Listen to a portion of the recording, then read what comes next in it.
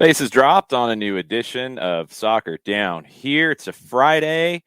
The U.S. picked up a point at the Estadio Azteca. They are not in the World Cup yet, and the Panama game is looming. Got a little bit of help from our friends in Honduras with a draw against Panama that nobody saw coming. Shocking result for them. Didn't get any help from our friends north of the border from Canada. Mark Anthony Kaye decided to try to get red carded. Then he ended up getting sent off afterwards. Canada ended up losing in Costa Rica, so they have not qualified as of yet. Down in South America, we do know some teams who have qualified. The playoff spot is up for grabs. We know one team in Europe who is not going to qualify for the second team in a row, and that was shocking in and of itself. We'll get to that. It's a busy show. We've got Michael Parkhurst at 9:30. We've got Mike Conti at 10. We've got Bart Keeler at 10:30. A lot of U.S. talk, but I want to start, and especially while we have Jarrett, I want to talk a little bit about the rest of the world because there were different stories everywhere as we went yesterday. One early in the day, and something that probably flew under the radar for most, is Iraq has played themselves into really a great opportunity to advance into the playoff against Australia out of Asia. They beat the United Arab Emirates yesterday 1-0, and they have the easier matchup on the last match day. If they win and the UAE doesn't, then it will be Iraq and Australia in a one-game playoff to decide who goes to play the fifth-place team out of South America, but we don't know who that's going to be. Jarrett, in South America, we saw Ecuador clinch. We saw Uruguay clinch. Ecuador backed in because it was an awful loss for them against Paraguay, but they get in because of Uruguay beating Peru. Final spot in the playoff is Peru, it's Chile, and it's Colombia rising from the dead like The Undertaker. They're not done yet. 3 teams separated by 2 points, and whoever's at the top of that trio will play the winner of Australia and Iraq in a single game spot to get to the World Cup. There's a lot of stuff going on today. There is, and how much do you believe in Colombia? If because they haven't really given you a reason to believe, and then they decide to climb out of the casket in a casket match. They were playing Bolivia. Bolivia doesn't put a lot of weight on top of the casket. That's a very fair way to put it. If it was in Bolivia, yes, the altitude would have added weight to the top of the casket. Yes. It was not. It was in Barranquilla. Carnival will be a very good time this weekend as Colombia's still alive. They are, and oh man, it's CONMEBOL and CONCACAF qualifying. Like, who wants to wager that like the last day doesn't come down to some sketchy decisions and some questionable calls? It's funny you mentioned sketchy decisions because Peru believes they were victims to sketchy decision yesterday. First off, the referee in the Uruguay-Peru game, Ed Hockley, was jealous watching him. He's jacked. He's yoked. Wow. He's jacked. It looked like, and I thought he handled this really well, and I think they ultimately got the call right. You don't have goal line technology in CONMEBOL. You have VAR. Same thing as we have in MLS. So it looked like they wanted to initially give the goal, and CONMEBOL's released the audio of the VAR discussion here, and you could hear the referee continue to say, calma, let's look at it. And when you look at it, because they did not give the goal, you're not trying to take it back. It looked like they wanted to give it. But when you look at the video, it looks like the ball stays out. It's the goalkeeper on the line. He's backing into the goal a little bit. Doesn't matter where he's at. It depends on where the ball is at. His whole body could be in there. If he's got a finger keeping the ball on the line, then it's no goal. I don't think the video, and I think it's good enough, I don't think it gives you a definitive angle that that's a goal. I don't think it's there. Peru's angry, but what it creates, Jared, is that last day where, you're going to have some chaos. Peru's on 21. They're in the spot right now. They're -5 goal differential. Colombia's on 20. They're even goal differential. Chile got blitzed by Brazil in Brazil. That was expected. They're on 19. They have a -5 goal differential, but they have more goals than Peru if it comes down to some weird things like that. So last day, the matches that matter in South America, Chile hosts Uruguay, who is now in. Colombia goes to Venezuela. We talked about this with Nico Moreno. Jose Peckerman will love to be the one who puts the knife in the back of Colombia. That's very possible because Colombia in Venezuela does not do well. And Peru hosts Paraguay. If Peru wins, they're in. If they beat Paraguay at home, they're in. Outside of that, it could get weird. Yeah, and it will get weird. Hi, welcome to CONCACAF / in this case Combo Ball. It's always going to get weird. It's just what it does. It's okay. It's going to be okay. But it's you're gonna have what you get every cycle. And we went over this a little bit last night. Of you're gonna have those conversations of I can't believe we didn't get in. What if we had just done the damn job at point A, B, C, or D when we had the opportunity? Yeah, 100%. Because everyone who misses out is going to be able to look back and say, "Oh, we left these points on the table. What the hell were we thinking?" That sort of thing. Yep, you can always go find it. Italy having to go through the playoff side of things rather than qualifying automatically. Colombia dropping points all over the place to be in this spot where they need help. Same for Peru, same for Chile. Peru at least holds their own destiny in their hands. They have a home game. They win it. They're in. Let's get to Europe. Other things in Europe before we get to Italy and their disappointment. Sweden gets it done. It wasn't pretty. Czech Republic made it very difficult for them, but Sweden finds their way through 1-0 in extra time. Portugal had to sweat it. Turkey pulled one back. It was 2-1. They had a penalty that got skied. Third goal for Portugal in stoppage time. 3-1 winners there. Wales, Gareth Bale, whatever it is that the Wales shirt does to Gareth Bale and cures him of all of his ills, he scored a golazo from a free kick, a ridiculous free kick, and Wales ends up going through. And then the Italy game where they had 32 shots. They had half of them blocked. Verratti created 8 chances, just chance after chance after chance after chance after chance after chance after chance, and it couldn't finish. And then they get hit on the break, and Donnarumma does not make a play that I think he should. John, your reflections on Europe as we stand. Well, the restorative powers, I would love to know what the restorative powers of a Welsh jersey are. Gareth Bale, you look at that, the free kick. I mean, find the video. If you haven't seen the match, didn't see the match, find the highlights. It was just incredible stuff. But, you expect that from Gareth Bale in these kinds of moments. And North Macedonia, you tip your hat to them. We knew that they were going to make it difficult, and they did. They absolutely made it difficult for Italy. Italy didn't seem once again to get anything going offensively. Yeah, you can shoot all day, but shots on target, when you block half of them, I mean, I tip my hat to North Macedonia again. I talked about them yesterday about what they did in the Euros. I thought that, losing somebody like a Goran Pandev to your international squad was going to affect you greater than it did. And it is the same North Macedonian side that we saw in the Euros, defensive-minded, waiting for that opportunity, took advantage of the opportunity. Good on them again. And you're giving way too much credit to North Macedonia. I'm sorry. They defended okay. They gave up 30-something shots. They defended well. Okay. Italy put more balls in the stands, put more balls into the backs of North Macedonian defenders, which give them credit. This was not North Macedonia going out and winning this game. It was Italy losing it, in my opinion. I'm sorry. I can't give North Macedonia that much credit. They did their job. Yeah. They were the underdogs. Good for them. And hung around. But yippee, Italy blew it. There's no other way around it. Italy has to win that game. They didn't. It's on Italy more than it's on North Macedonia, in my opinion.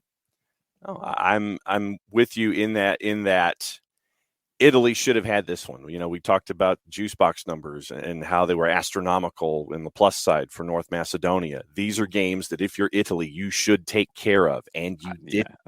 Yeah, I don't care about juice box numbers. It's common sense. Just look at these teams. did not take care of business. And yeah, I thought Donnarumma was leaning to his left, even though, I yes, don't he know was why. shielded, but I thought that he was leaning far to his left and trying to anticipate what was happening on the break. And North Macedonia took advantage of the chance that was given to him. Italy laid an egg. I'm not giving Donnarumma any kind of an out there. He's got to make that play. He's got to. It's hard when you haven't seen a whole lot of shots. Yeah, it's hard when maybe you're screened a little bit, whatever. You got to talk the talk. You got to walk it, man. And he did not. It's shocking for Italy, but look, Jarrett, we talked about this last time around when Italy didn't make it, the Netherlands didn't make it, the U.S. didn't make it. You're going to have some heavyweights not making it this time around too. It's not a guarantee that you go to the World Cup. Big teams don't qualify sometimes. Argentina left it to the very end last time around. We've seen it happen with some of the biggest teams in the world that have either suffered their way through or have not made it. Now, what's surprising is this is back to back for Italy. Okay, that's a little shocking. They haven't been in a knockout game in the World Cup since the final in 2006. That's shocking. They won a Euro. That's amazing. Maybe it papered over some things. This is a team that, one, is old defensively, and that's going to have to change now. And that didn't cost them in this game, but it's an issue. And this is a team that has not been able to score goals when it's mattered. You go back and look at the Euro, which was an amazing win for them. They had to suffer through that in a lot of cases. They're not scoring goals from the chances that are being created, and that's not going to get you to World Cups.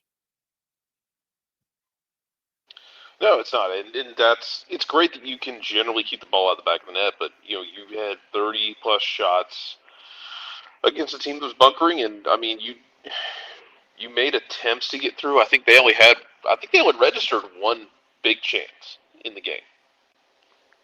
I I think don't it was even know if one. they had one big chance. I think I'll check well, it. I think the stats had them at one big chance, and that's not good enough. You got to get more out of it. I mean, Yeah, I've got no big chances on SofaScore from it, from Italy. I mean, you go through it. Verratti, 8 chances created. Berardi, 4. Jorginho, 4. Barella, 4. I mean, that's 4 guys who created 20 chances, and you can't get a goal.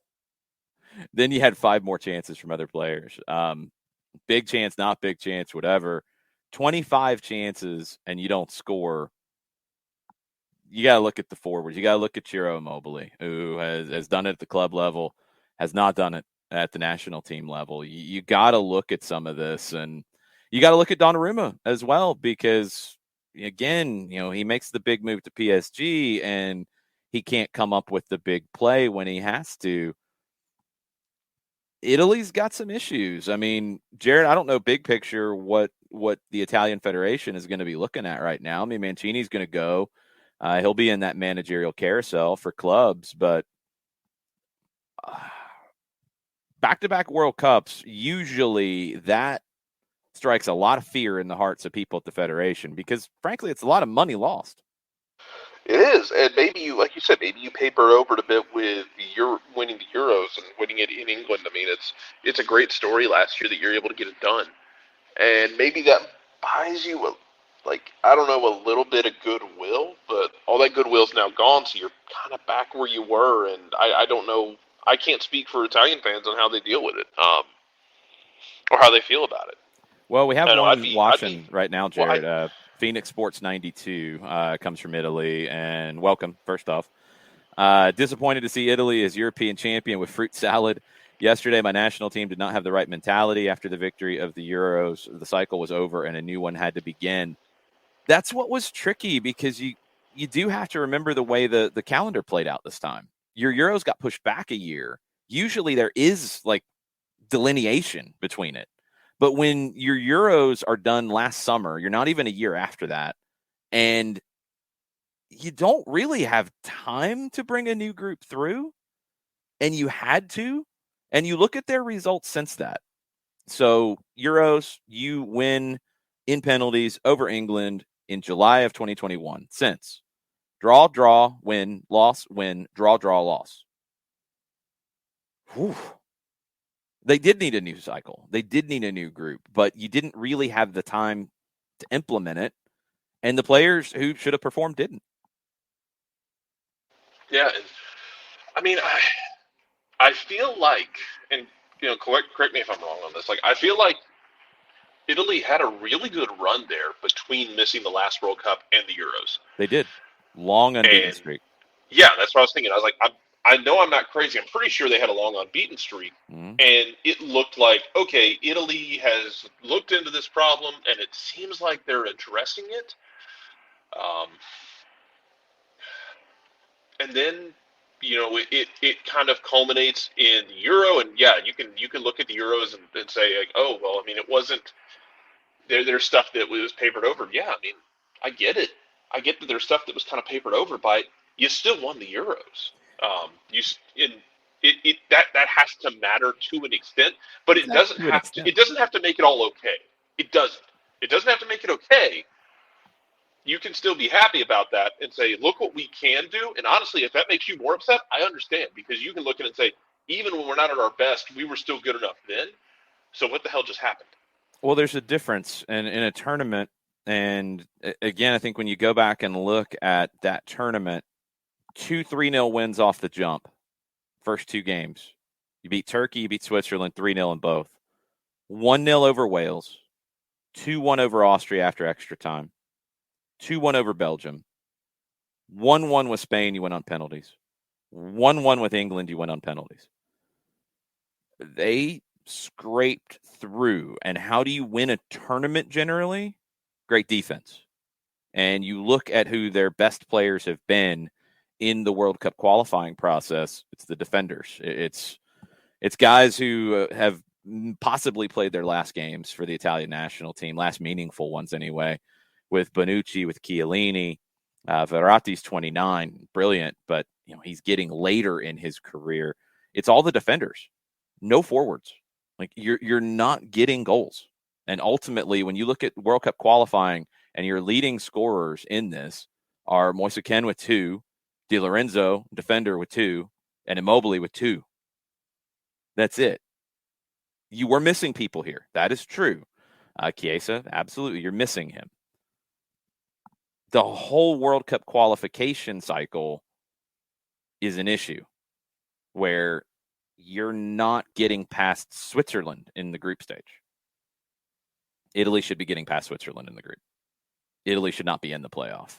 They shouldn't have been in the playoff after they won the Euros, because you look at where they were after winning the Euros. Look at how they finished. Draw to Bulgaria at home. Draw at Switzerland. They beat Lithuania. Draw at home to Switzerland. Draw on the road to Northern Ireland. You couldn't get a goal. That's what puts you here. That's outside of the Lithuania game in World Cup qualifying in 4 games to finish your group. You scored 2 goals.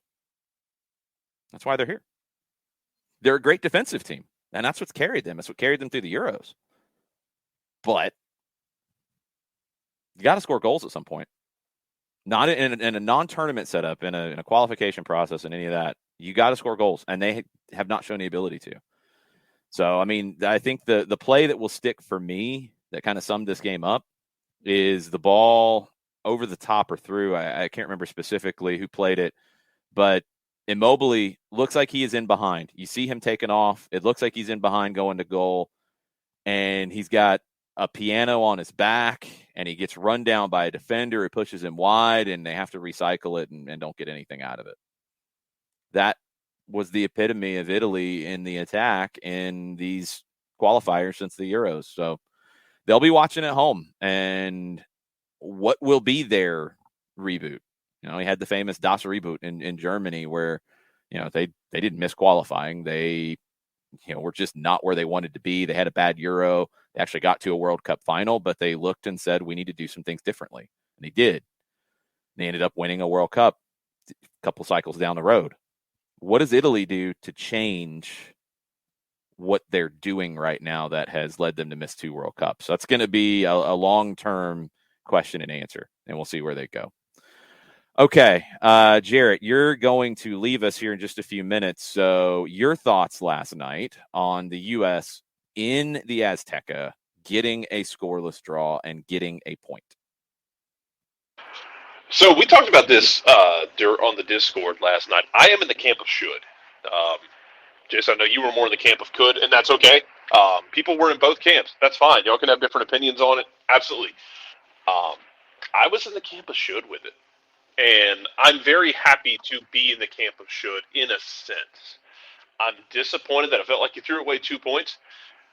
But whether it is because of Mexico's failings or the United States getting up for it, you were in a position where you should have won the game last night based on the quality of 2 chances you had. Pulisic's got to pick a corner on that one. And I know it's really easy to sit here and say, so-and-so has to do this, so-and-so has to do that. But it's those few moments, and when you're on the road at Azteca, you're only going to get a few moments, and they might not even be as good as you got last night. You got to find a way to put them away, and then PFALK has got to put that away. Yeah. To me, it's a matter. It's a matter because of those quality of chances. It should.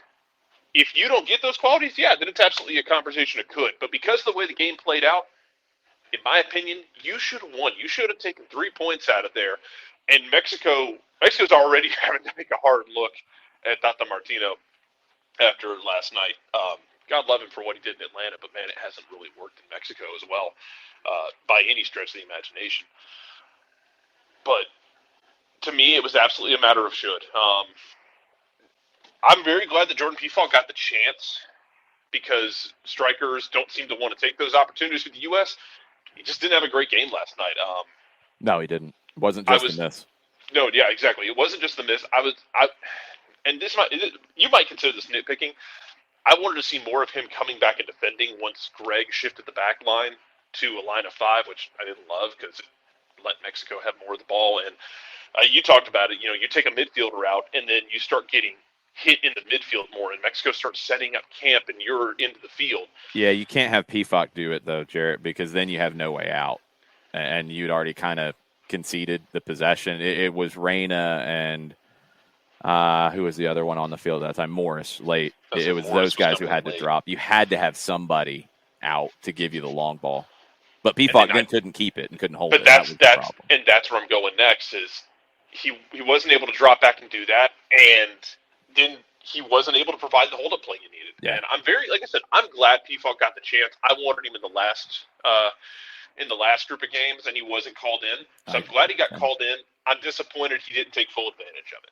Now, whether or not you got to go, whether you consider this carousel and you go call in Josh Sargent, or do you bring PFALK back in, or whoever the hell you think you need to bring in,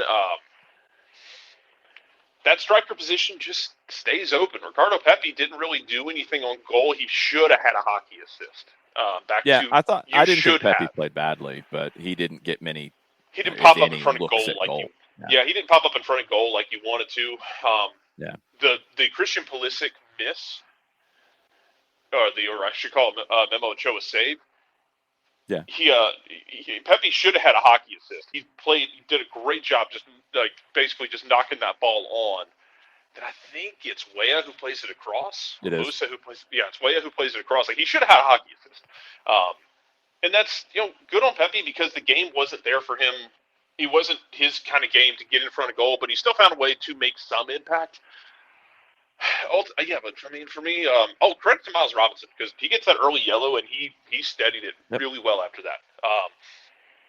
Because Mexico could have, would have, should have been going right after and trying to get that second yellow, and he did really well after that. For me, it was a matter of should. I know I'm running out of time as we're about to hand off the baton. For me, Jason, it was a matter of you should have won it, and I love that you're in a position where you're able to say we went into Azteca and we should have won. That's a good place to be. And that might be because Mexico is struggling. That's still a damn good place to be in a place you haven't been in a long time.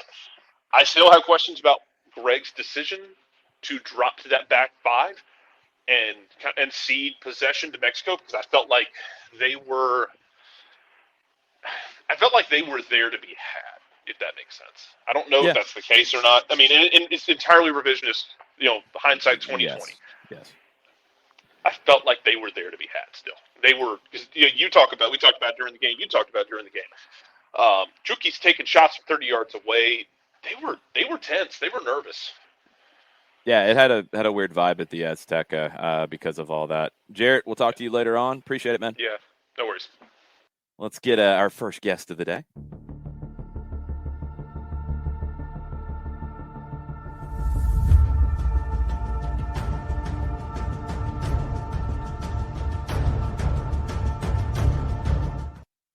Plenty to discuss on the Friday Free Kick with Michael Parkhurst. How are you doing, Parky? What's up, gents? I'm good, thanks. How are you guys? Morning. Good. Energized after the game last night. Got a little extra caffeine going this morning, so all is well. We had this debate a little bit last night as I was watching the game with a lot of the listeners. A lot of people said should have won last night. I was a little more on the could have won side of things. What was your feeling watching this thing? Yeah, I agree. Could have won. It was there. We had two big chances, but Mexico missed a couple chances themselves. I forget who it was, but somebody took a really bad touch on a huge chance in the first half. For Mexico, that should have been a goal probably as well. So, it could have gone either way. And playing in Azteca, you take that for sure, right? Usually we go down there and we get manhandled and play defense for 80 minutes, and that wasn't so much the case last night. And it was interesting to see what Greg did. He totally went for it, and respect for that. And the guys on the field went for it. And but it's still job well done. Hey, we knew coming into this window 4 points, and we're basically on the plane to Qatar. So we win on Sunday. We're there.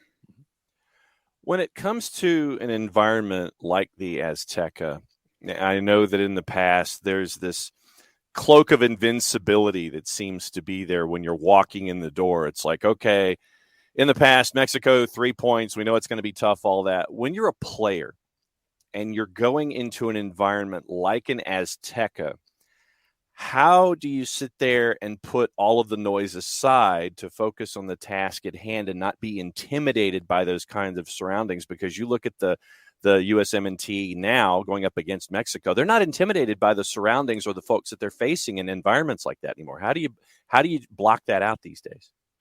Yeah, I think that's where the experience comes in. And then I think that's why it's so important for our players to be playing in these big games. And that's why we talk about how it's so important that we qualify for World Cups. We qualify for Olympics, that these guys are playing in Champions League and big games in MLS. And, that's the only way to get used to it, is to go through the experience of it. And, I'm sure the guys have all know all the stories of Azteca, so that goes into it mentally as well.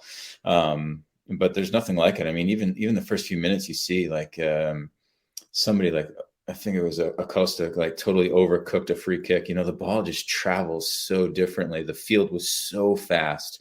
So the field is so big as well. That's on, combined with the noise. But so there are a lot of challenges, but that's the beauty of this roster, and they're being so young. They're not intimidated. They're not afraid. And they've shown that. Let's work from the back. I felt like they were very good defensively without just defending. They played. The center backs with Miles and with Walker, 9 of 9 on your aerial duels. They did everything that they needed to do to make it difficult for Raul Jimenez and for Mexico. And yeah, one of the biggest takeaways is Chucky Lozano being reduced to shooting from 20, 25 yards out consistently because they couldn't penetrate the middle. Yeah, the defense was fantastic. The defensive work of everyone was very good. Tyler Adams covered so much ground. Musa as well. I thought Anthony Robinson was very, very good last night on both sides of the ball. And the center backs were solid. They didn't have to do a ton, which is great, but they won all their aerial battles. I was nervous for Miles after he picked up that early yellow, especially. I think he got a red last time they played against Mexico, so I'm sure that was in his head. But solid the rest of the game. So that was really good to see. When you get an early yellow, like Miles did, it's a very fine line that you have to walk as a player in a big match like that. What's it like for you and for players that are around you to have to walk that fine line to make sure that you're still doing your job, You're still doing it as best you can in the situation, but you still have to be careful. What's it like to ride that line? Yeah, you definitely, it's in the back of your mind for sure. It has to be, right? Because you have to play a little bit differently. You can't take as many chances. You have to rely on a little bit of cover. You don't want to ever be the last man where, any little bump could cause a yellow card. So, it definitely changes the way you play a little bit. And that's why usually you don't see a yellow given out so early. I thought it was a terrible yellow card from the referee. It was not that bad of a foul, especially early on in the game. Miles' first foul. So I was shocked that it was even given.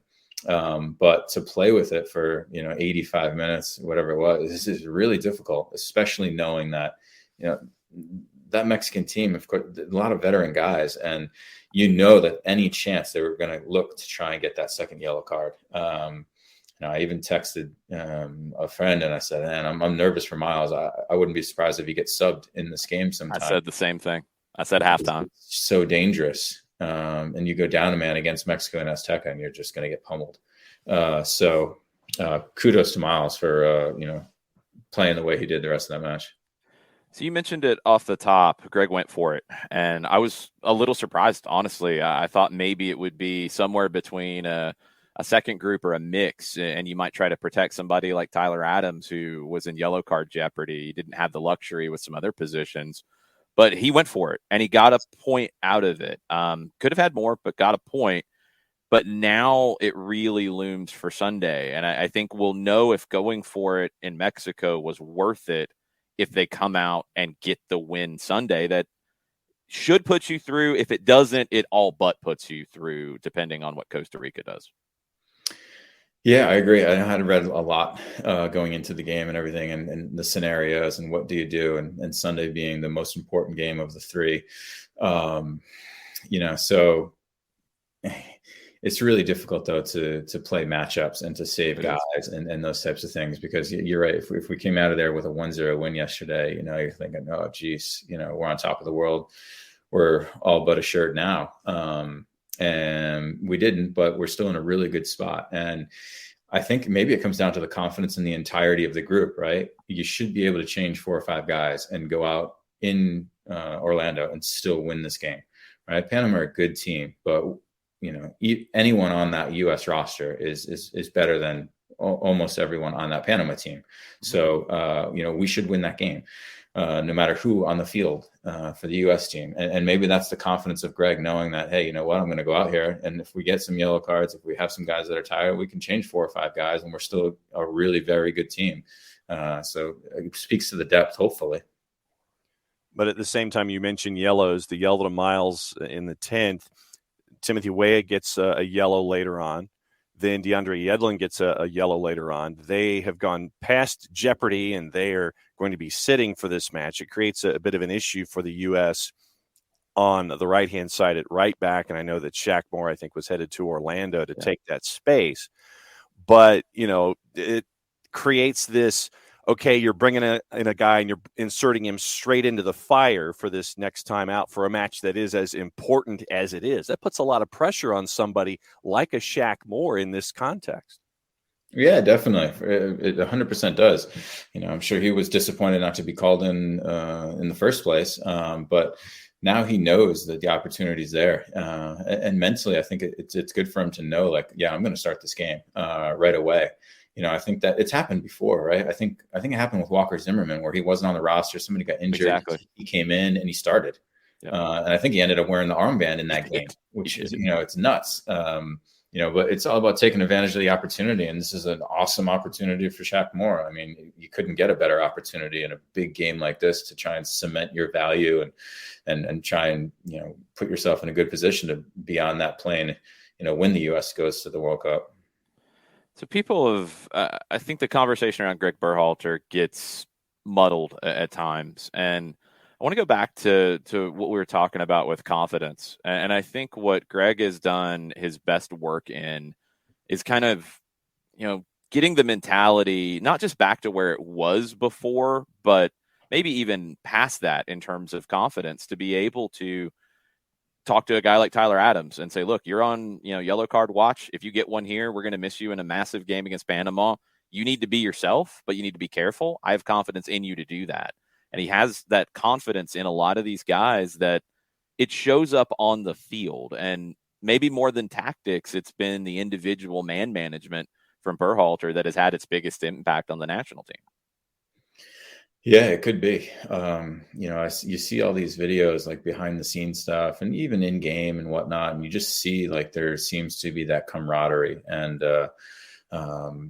Greg seems to have a good relationship with a lot of the players, and it was like that. When I was in Columbus with him, he's able to connect with guys, and guys like to play for him. And most of that is because of the way he's got an identity for the team on the field, right? You love to play for a coach that knows what they want, can go out there and tell the team how to play, and guys are on the same page. But he's also a guy you can talk to and have a relationship with. So that definitely helps, and I think that could be part of the reason why you don't go with a B team either, right? You don't want those guys, everybody kind of knows who the best 11, 13 guys are, right? But you don't want to be that 16th, 17th, 18th guy. And now like, oh, we're going out there with our B team. Like, there's thousands of guys all over the country that would love to be on the B team of the U.S. national team. But, those guys that are in the camp, like don't want to be shown that disrespect a little bit. So I think that, that's another reason why I think Greg went for it yesterday. And now you're forced to make a few changes and you incorporate some of those guys. It just keeps that camaraderie together. What's it like to see a guy like Gio Reyna come back into the lineup for the national team and make the impact that he did last night? Because there's always the promise that's attached, and then you don't have him. You learn to work without him, but then to have him back in a match like this that was so key. And I know that there's the one moment that folks are going to lock in on where he basically goes from coast to coast by himself. What's it like to get that kind of a jolt of energy in a match like last night? Yeah, he was impressive when he came on. Shoot, he was very confident. He held the ball really well, not just on that one run, but in a few different occasions. He was able to slow the game for us a little bit, get a little possession, move the ball side to side. He just seemed very confident, which was fantastic because it's been a while since he's played for the U.S. team with the injuries. So that's a great weapon to have. I would expect him to start on Sunday, especially with Weah out. And I think that gives a big boost to the team, just seeing him out there, being a part of the team. And obviously he was a big part of the team before he got injured, but just to see him come back so quickly and just have that impact, especially against Mexico. And I know that there were some tired legs out there, but the run was incredible. Like you just thought, holy smokes, he's still going. But even beside that, I thought he was very, very good. So let's look ahead to Sunday. Panama now is in a much trickier spot after a disappointing draw for them at home against Honduras. They kind of have to go for this, I think, a lot more than they would like to be doing in the United States. They'd probably like to sit back and look to counter and play direct. They're going to have to find a way here because Costa Rica has a winnable match on Sunday. They could pick up 3. Then Panama finishes with Canada, so they can't really wait. They've got to open up more here than you would think. How do you think this plays out? Is it going to be a game where Panama looks to get in behind, get over the top, and the U.S. has to be secure defensively but control possession to frustrate the Panamanians? Yeah, I think it works in our favor that Panama, you can't just sit there for 90 minutes. I don't think that they come out of the gates firing and being crazy, because I think if they go down early, it's a recipe for us to probably cruise. But at some point they need to take more risks than they probably would have had they gotten 3 points last night. So I think it works in our favor. I'd expect that we dominate the possession. But they're going to have to be maybe leaving a guy forward here and there, trying to play on the break, and hope that they can catch us with 9 guys forward or on some set pieces or something. But as long as we don't give up an early goal, I think that we will be in control of this game. And if we can get one before halftime, at least, I think it'll really kill their mental side of the game, because they know the odds of them scoring multiple goals is very slim. So, for their perspective, you're probably needing a 1-0 win, max 2-1 or 2-0. So, if we get on top early or, even before halftime, I think we'll be in a really, really good spot. Who do you think that catalyst is going to be for the U.S. team up top or wherever on the pitch in the starting 11 it comes from? Who do you think the catalyst is going to be this weekend? Yeah, I think Christian and Reyna will lead us. I'm sure Christian was upset that he didn't finish that chance last night. It was a huge, huge chance. And even outside of that, it was a tough game for him. So I would expect him to try and bounce back and lead us. And to get Reyna back in there will be good. We don't know who's going to play up top. I mean, I think if it was me, I'd love to play Morris on the left wing. I'd put Christian on as a 10 and have two other midfielders behind him. I think that if we could go out there with an actual attacking midfielder, either Busio or Christian in there, or even Reyna in there, somebody more attacking than just playing 2 8s and a 6. That's how I would do it. And then have a striker, whoever you want it to be. That's how I would do it, because I love having the speed out there at least somewhere, and not that Rain is slow or anything, but he's not that guy to really go in behind and stretch the game like Weah. So that's why I'd play Morris on the other side. Yeah, I wouldn't mind seeing Gio as the 10. I think he's played centrally in a little bit of a diamond at Dortmund before, but on one of the sides. So I think he can give you enough defensively if he's called on it in that role. But his playmaking is something that I feel like the U.S. really missed while he was out hurt. Yeah, I agree. And, I think that in this game in particular, you hope that your number 10 won't be defending that much, right? Yeah. You press as soon as you lose the ball, and then hopefully you're cleaning up balls in the back with our strong center backs. So that's why I agree, play somebody more attacking in that spot where you got that, creative spark. Especially when you don't have Weston in there who can provide that a little bit. It feels like it's been forever, but let's go back to last weekend and the madness that we watched at the Benz with Atlanta United. You had some brilliant play. I mean, the Almada goal is one that I'll put up there with anything that's been scored at the Benz or by any Atlanta United player. And you had some of the worst play that we've seen at times. It was a little bit of everything in this. Getting a few days away from it, what stands out to you from last Sunday or last Saturday?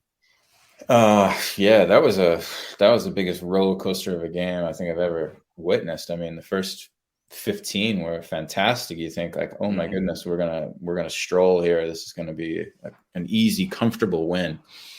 And then when they make it 1-1, I mean, for the next 50 minutes, 60 minutes, it's one-way traffic, honestly. We were by far the second best team on the field. And that was really disappointing to see. The response after the 1-1 was just terrible, right? We were so bad for a long period in that game. And then we get the red card and you think, holy smokes, bad to worse, right? You're thinking, oh, geez, close up shop, terrible. And somehow we turn it around after that. You're like, unbelievable. Just when you kind of least expect it. But yeah, it really disappointing, the reaction after the goal. I mean, the goal itself surely is terrible. You never want to see a 2-on-0 breakaway from midfield. So I think between that and one of the other goals, I can't remember, for me, it was like, there needs to be a bigger sense of urgency of like every time something breaks, they might score, like red flags need to be going up. Like, oh my God, they might score. Like we need to do everything we can to prevent this. And right now I don't see that from enough players on the field every time that the other team like gets in, honestly, our half of the field, right? I talk about it a lot where there's little moments throughout games and you never know when a little moment is going to lead to a big moment, right? It's always these little moments, and you talk about winning these little battles and winning these little moments so that you can create as many possible big moments as possible for your advantage, right? But on the other side, like all these little moments, you have to think, shoot, this could turn into a big moment. This could be their goal. And right now, that sense of urgency to defend and put out those fires and do everything you can every time. And it's not easy, right? It takes mental and physical energy and determination and the want and the desire to prevent goals. Just wasn't good enough in that game. So that was disappointing. But the start was great. We were totally on top of them. It was really nice to see Joseph get a goal from the run of play. And then the response was good. I mean, to be down a man, terrible 60 minutes, and to come back and tie that game, that's one that, you're disappointed that you didn't get 3 points, at the beginning of the game. But at the end of the game, you're like, whew, man, you take that point because it's, we probably didn't deserve it. You mentioned the energy exertion when you're down 3-1, both the mental and the physical and the emotional that's attached to something like that. When you have that mountain that you've got to climb at home with the fans, waiting for that moment to happen, as a player, as you start to climb that mountain, it gets from 3-1 to 3-2, and you're sitting there thinking, okay, we've got something going on here, and you keep chasing and you keep chasing and you keep chasing. What's it like to be in that environment, knowing that, okay, we've got a lot of work to do, but you're starting to see things come together where you can rescue something out of a bad situation? Yeah, I think that's why they say the 2-goal lead is the toughest one in soccer, right? Because, you could be down 2 goals and just, even if you're playing well, you don't have that belief until that first one goes in, right? And you get down 1 goal, then okay, all we need is one moment, right? All we need is that one moment, and it could come from nothing. So that gives you the belief. So, when Almada scores that worldie, it just changes the atmosphere, in the stadium and within the team. And all of a sudden it's like, oh shoot, we got a chance here. We can actually get something out of this game that we're dead in for the last, 60 minutes, which is nuts. And, yeah, it's unbelievable. I mean, and that's how goals can change games. All of a sudden you see Montreal's like, oh shoot, we're only 1 goal up here, even though it feels like we're 3 or 4 goals up and we're up a man.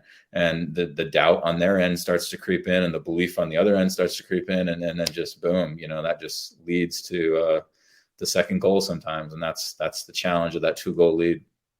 I'm really, really curious to see how this team continues to evolve with their personality. Like, one thing that struck me going back on some of the issues in that first half where it fell apart is how different the team plays from what we saw last year with Santiago Sosa as a 6 and sitting, and he's not going to be as adventurous.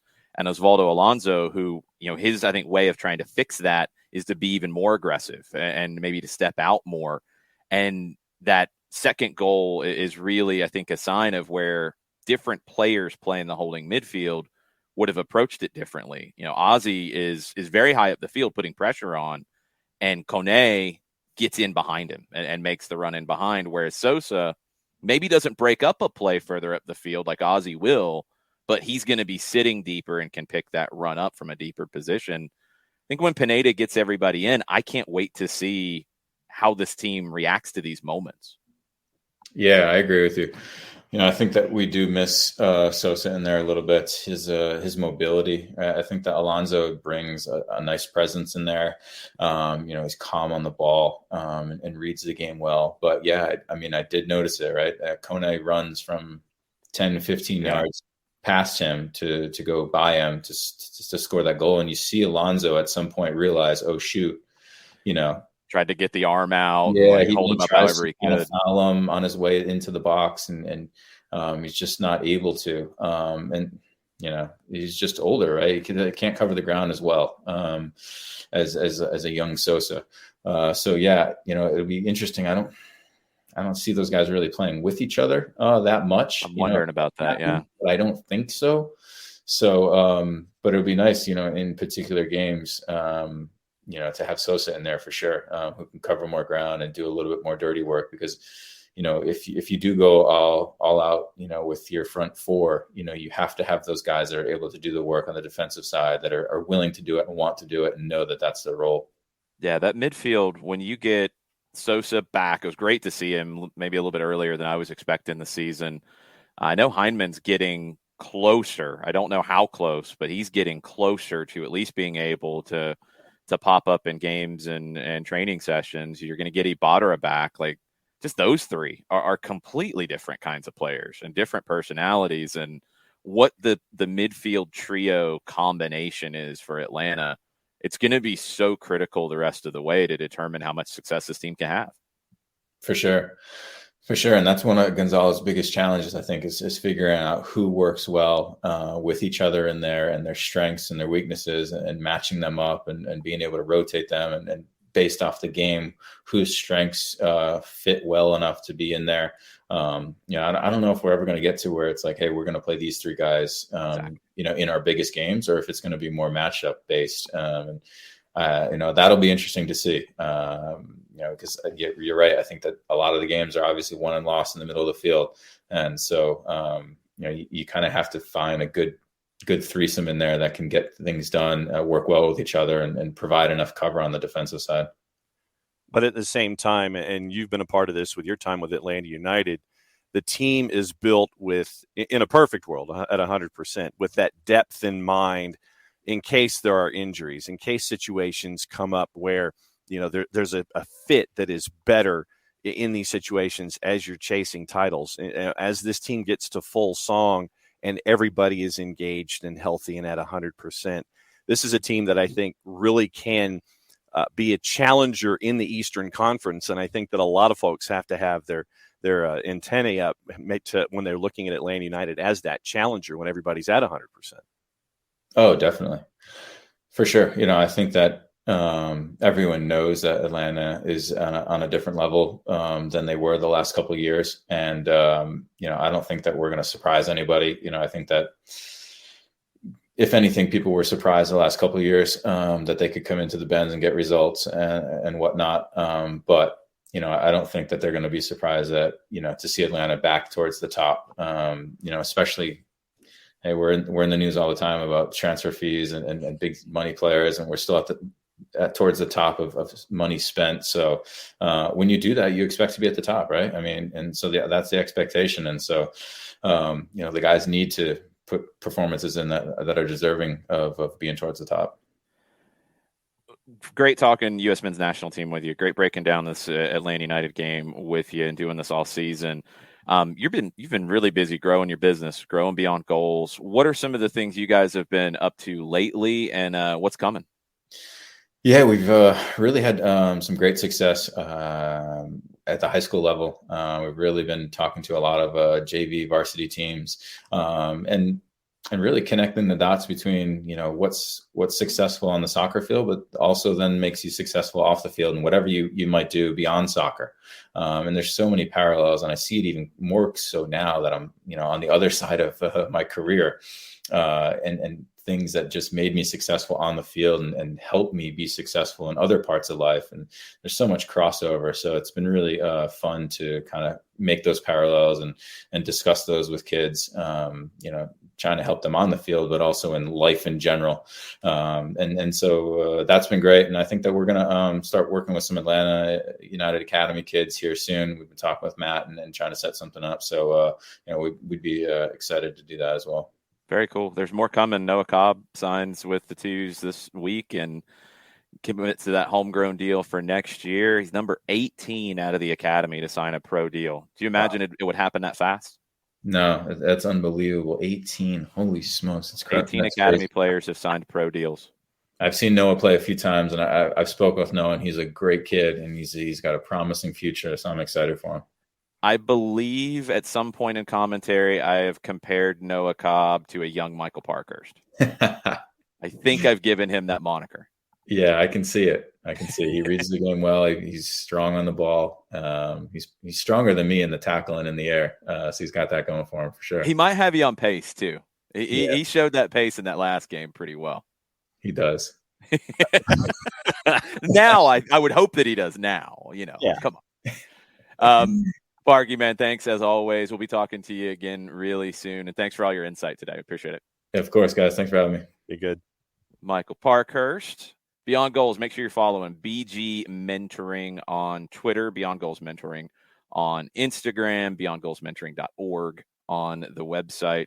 popping up all over the place, talking to these high school teams, talking to coaches, talking to players. And, what Parky just said about connecting the dots off the field and on the field, I was kind of the reverse, where when I got into my professional career, especially at soccer in the streets and overseeing development and trying to create partnerships and all of those kinds of things, I was doing things, or it became more comfortable, or I figured something out because of my experiences as a player. And, you think teamwork, you think about how to build a group. If you played, like I played a lot in the holding midfield later in my time playing, and you think about how to organize and how to get everybody on the same page and all this kind of stuff that you do as a player that can help you off the field. And then vice versa, stuff that you do off the field can help you on the field.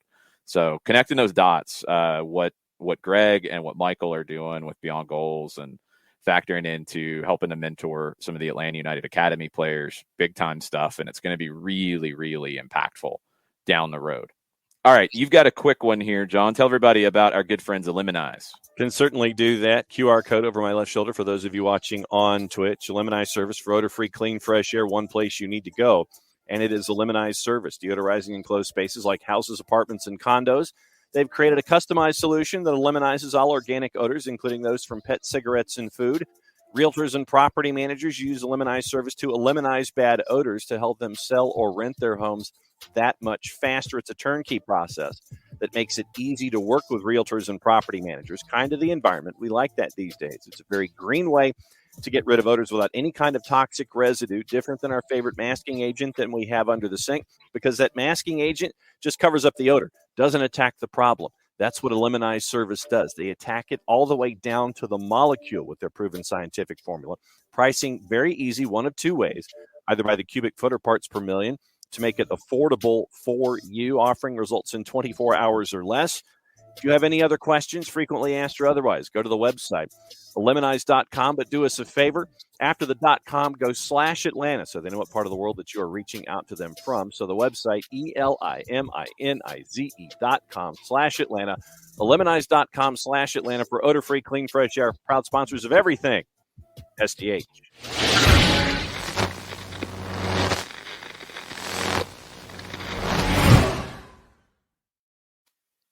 What's up, Mike? Mike Conti joining the show. It was a late one last night for the U.S. men's national team, but they bring a point back from Mexico. Take it.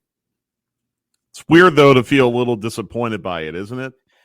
I think I'm in the minority here in that I'm not quite as disappointed about it. We had the debate of could and should last night as a bunch of us were watching the game and talking about it, and we continued it this morning.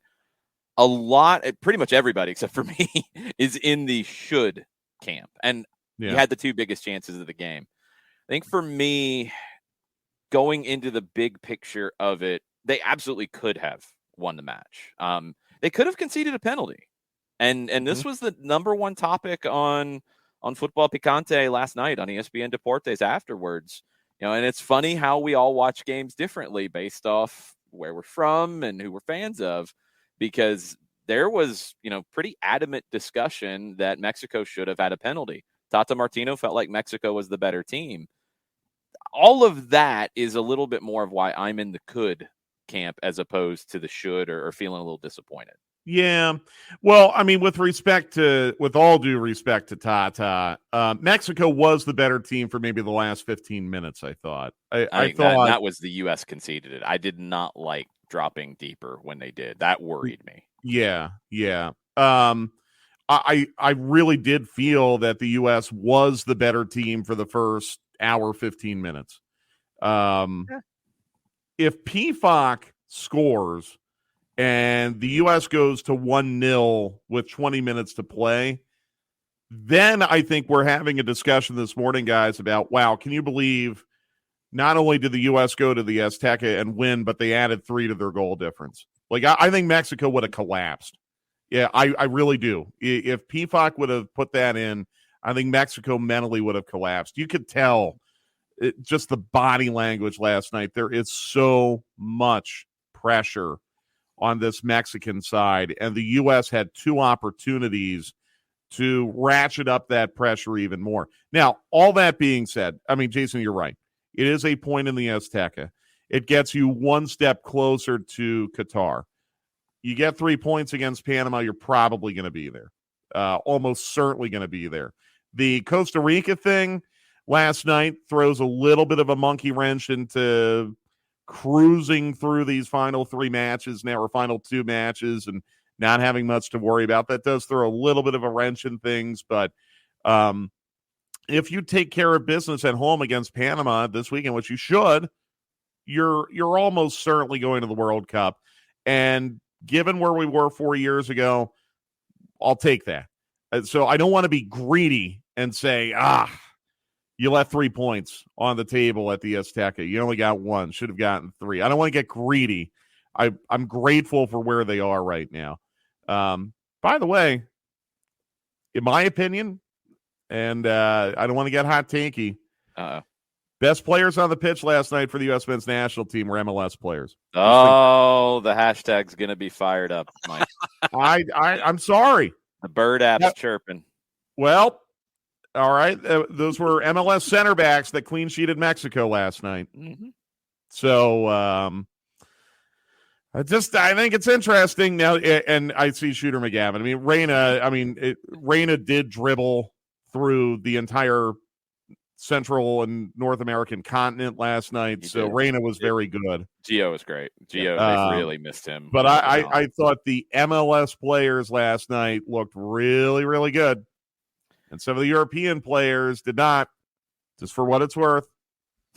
Well, I mean, and Mike, you look at the numbers. I mean, Miles last night won all 6 of his aerials. And he was 2 of 3 on the ground. So if my math is correct, that's 8 of 9 when it comes to duels.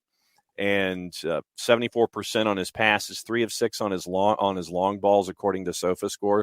Walker Zimmerman won all 3 of his aerial duels at the back. So, when you've got those 2 back there, to bring in numbers to add to your statement there, I mean, it was solid from them last night at the back when you really needed it in a difficult environment. Yeah, and I'll be honest with you, John, I'm relieved seeing Miles Robinson playing as well as he did last night. I mean, especially after the early yellow. Yeah, right. Yeah, which can make it tricky. Miles did not look to me to be himself in the Colorado match and in the Montreal match. He just didn't look like himself to me. So it was good to see old Miles come back last night in a pressure-packed situation. Keep something in mind now. If you have something to play for in Costa Rica next week, Miles is probably looking at playing 270 during this cycle. And then that's going to trickle down to how Gonzalo Pineda will select his team for DC, which probably means you're looking at Alan Franco and George Campbell as your center backs, except you don't know Alan Franco's injury situation right now because he left that Montreal match at halftime with what they said was a leg injury. So just something to keep in mind for down the road. I mean, we'll probably talk about this more next week. Yeah. Right now, I need Miles to do his national team duty and get us into the World Cup. It's totally fine. Absolutely fine. But just something to keep in mind. But really, really very glad to see Miles look like his old self last night because I was concerned. I thought he was in a real slump, and that slump started in Colorado. Maybe he's out of it now, and that's a good sign. Yeah, we talked about it. I mean, it's really easy to feel that pressure coming when you're going into the 3 biggest games of your life. And, it's not that you're looking ahead and not taking what you're doing seriously, but it is pressure. And pressure is a hard thing to quantify at times. I wasn't concerned that he wouldn't get back to his form. I was just like, man, okay, Miles isn't playing very well right now with the Atlanta shirt on. Felt like the yellow card maybe kind of sparked it back to where it needed to be because he got nutmegged again on that situation. It's a fast yellow. Probably the yellow is because his hands got up in the upper chest neck region of Jimenez, and that got it more than anything else. But maybe you needed something even more like that to get kind of snapped back, and he was very good the rest of the way. Don't think he was beaten again after that in general. Nope. That might have been one of the only duels that he lost, was getting nutmegged in that moment. On the ball was okay, but it was hard in this game in general, so I'm not really worried about that. Defensively, he was lights out. Zimmerman has been outstanding, and if there's anybody who has maybe taken the biggest jump, we talked about this in 21 for Miles Robinson. I think Walker Zimmerman is continuing to jump up that ladder, and it's going to be very difficult to get him off the field in big games with how well he's played in these moments. I agree. I think he's been absolutely phenomenal during the entire cycle, not just last night, the entire cycle. And, here again is an example of someone who's going out and he's playing well in MLS, and that level of play is carried over to the national team. I thought it was harsh that Miles was 4th in Defender of the Year voting last year, but I have absolutely no problem with Walker Zimmerman winning it. Right. I think what's changed is going into the games in 21, we talked about it a lot in terms of depth chart. I don't know if nationally and internationally Miles was respected enough. I still don't know if he's respected enough nationally at times. I felt like he was the number 2 with Brooks. Now, Brooks has fallen off as well, and that's part of this conversation. Miles might have went up to number 1 for a while, and he's still hanging around that spot. But Zimmerman is the one who has just been steadily climbing, and I think we've talked about Miles displacing Brooks. I think, honestly, it's Zimmerman who has displaced Brooks, and John Brooks has got a big decision to make because he's going to be moving to a new club for next season, and that's going to affect if he's going to be part of this World Cup roster or not. His ability should get him there, but he's got to make the right choice in where he goes, and he's got to consistently get back to his form that put him as the best center back the U.S. had about a year ago, because Walker Zimmerman doesn't want to give up a spot. Miles Robinson isn't going to give up a spot. Aaron Long's back in the mix now. He's very good. Eric Palmer-Brown gets his competitive debut last night.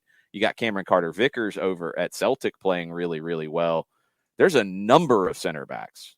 So, I mean, as much as we've zeroed in on Brooks and Robinson up and down at times and Zimmerman's quality, like, if any of them drop off, you got a whole long list of guys who can step into that position. It's deep. Yeah. I think we laughed a little bit this time last year when a former U.S. national teamer who is now an analyst for one of the broadcast networks that carries World Cup qualifiers had proclaimed Miles Robinson to be outside the top 5 of American-born center backs. I think we all kind of scoffed at that. But I think we may have lost the plot on that a little bit because we're blessed. Yeah. I mean, right now in this country, we're 7-8 deep at center back right now. As far as guys who can play at a high enough level to play in a World Cup match, I feel. But, last time I checked, if you've got depth, that's going to help you, especially in 3-day windows, when you have a situation where, if you're challenged and you have to juggle things around a little bit, that depth is going to be there for you. So, I mean, I think that the United States is incredibly fortunate to have the depth that it has, considering everything that you go through in these kinds of cycles, and the fact that it's at center back. I don't know. It seems like an embarrassment of riches, but I'll take it defensively. I'll take an embarrassment of riches defensively, Mike, at any chance. Yeah, I mean, it especially when you get into a World Cup situation in a group stage, for example, you clean sheet 3 opponents, you're going to go through in all likelihood. So, Berhalter, I think the team now really does have an identity under Berhalter. They really do have a philosophy on how they want to play. But with that in mind, I think there's enough cover in the back where you can take some chances and not have to worry as much about taking those chances. So, well, look, I'm very, very curious to see how this looks against Panama. I don't want to see any stubbing of toes, and a draw, by the way, would be a stubbing of a toe, because then I think that sends you down to Costa Rica where you might need more than a draw, maybe. Panama will come in playing very, very desperately down in Orlando, and I don't think that's going to be an easy match at all. I think it'll be an emotional match, especially for the visitors. So this team needs to be in the right mindset to turn the page quickly, recover from, it was a hard match last night. It's always hard when you play at the Azteca, regardless of time of day. Altitude and air pollution is a real thing. You've got to recover quickly and get back into a mindset where you can go out and you can earn 3 points against Panama. This is why the Panama game was always the more important one in the window, because of what it opens up. Now, Panama slipped up yesterday, and they draw with Honduras, probably looking ahead to the U.S. game, because, again, the U.S. game is the vital one. Where you stand right now, Canada all but in on 25. It's almost clinched for them, but it's not official yet. They'll probably do that at home when they pick up at least a draw or a win. U.S. is on 22. Mexico's on 22. That's your automatic spots right now. Costa Rica is on 19. They jumped Panama. They are in the playoff spot right now. Panama's on 18. You can keep Panama behind you. You have to expect that Costa Rica gets to 22. It's not going to be a cakewalk for them. They go to El Salvador, who would love to ruin their day. But Costa Rica should get to 22. So then you look at Panama, and if you don't win this, let's say you draw, you keep Panama behind you, but now it's not Panama that is as big of a concern about keeping behind you because of their draw. It's Costa Rica. Mm-hmm. You might have a 1 point advantage against Costa Rica. You're not going to be in a position, barring a loss to Panama, and even then it would have to be a crazy swing in goal differential to where you have to win in Costa Rica, but you might have to draw. You might have to guarantee a draw if you don't beat Panama. If you beat Panama, you just can't lose by 4 or 5 against Costa Rica. And you're not going to play that way, but it's going to be one of those where you're in, but you're not in. You know what I mean? Like, you can't officially say it because anything can happen in the last day. But if you beat Panama, you are all but in, even if Costa Rica wins. But if you don't, then it gets a little squirrely, possibly. Are we assuming, though, that Mexico gets 6 points? You have to assume that they do. From what I saw last night, I don't know if it's a sure thing to go to Honduras and win. You have to, just looking at the odds, they've got 4 draws, Honduras, and they don't have a win. Only one of those draws has come at home. Yeah. They've only got 1 point at home. Like, again, like we can say anything will happen, and it can, and it absolutely is possible here. But I think you have to operate under the assumption, and if teams help you, great. But you have to operate under the assumption that Mexico gets their 6 and they're in. Canada takes care of business and they're in. Costa Rica beats El Salvador and they get to 22. And that's what you needed to think coming into all this, and you still need to think it. And that's why Panama is a must-win. It always was. And if you don't, then doubt will creep in, sadly, going into that last day. And look, we've been there before. It won't be fun. No. And that's what I'm trying to avoid. I don't want any tension on the last day. I would like for, at the worst, your goal difference to be so lopsided that even if you lose, you're probably still going to be okay. Right now, your goal difference is you're 7 better than Costa Rica right now. So. In a situation like this, though, I think, Mike, that desperation also creates opportunity, where if Panama is trying to be as desperate as we anticipate that they will be offensively, I think that you can have chances in transition if you're the United States, because of all of the elements that we anticipate being pushed forward and trying to get that first goal on the board. I think that something could happen early here for the U.S. because of that over-motivation that Panama is going to have in Orlando. There's no doubt about it. I'm going to admit that, I'm probably not fully studied up on Panama and their attacking players as maybe you and Jason. But from a tactical standpoint, that is absolutely the case. Panama might also be looking at the next 180 minutes, and maybe not just the next 90 and selecting. They can't according anymore. To that. No, they can't. Dropping the game yesterday, taking a draw there. Now, they're out now. So they can't afford to because it's Canada on the last day. They know Costa Rica is likely to get to 22 on Sunday. That's a good thing for the U.S. And we talked about this with Michael Parkhurst a little bit. Like Panama, if they had beaten Honduras and they could afford maybe a little bit more to do that, I would see them sit back. I would see them try to play on the counter purely. I'd see them just pack the back and they get a chance here or there. Okay, if they draw, they'll take it. They don't have that luxury anymore because a draw in this game against the U.S., they can't catch the U.S. They have to assume they can't catch Mexico. Now they're playing for the playoff spot as opposed to possibly stealing a win in the United States and then playing for an automatic spot. So they've got to open up more than they'll be comfortable with. They can't hold anything back. No, that's a good point. Yeah. Yeah. I'm just trying to think of where we could get a surprise here in the top three. Like, is there a surprise looming? Who is the most likely of the top three to maybe slip and fall into the reclassification? The And U.S. I'm guessing at this point it's probably the United States. It's the U.S. It always was coming into these last three because of the schedule. They shouldn't. I want to be clear, but if you're talking most likely, Canada would have had to have a million different things happen. Even though they lost at Costa Rica, they should be fine. Mexico has a much easier schedule than the U.S. It was always the U.S. that was the most at risk coming into these last three. They started with the point, but even if they had lost in Mexico, it always comes down to the Panama game.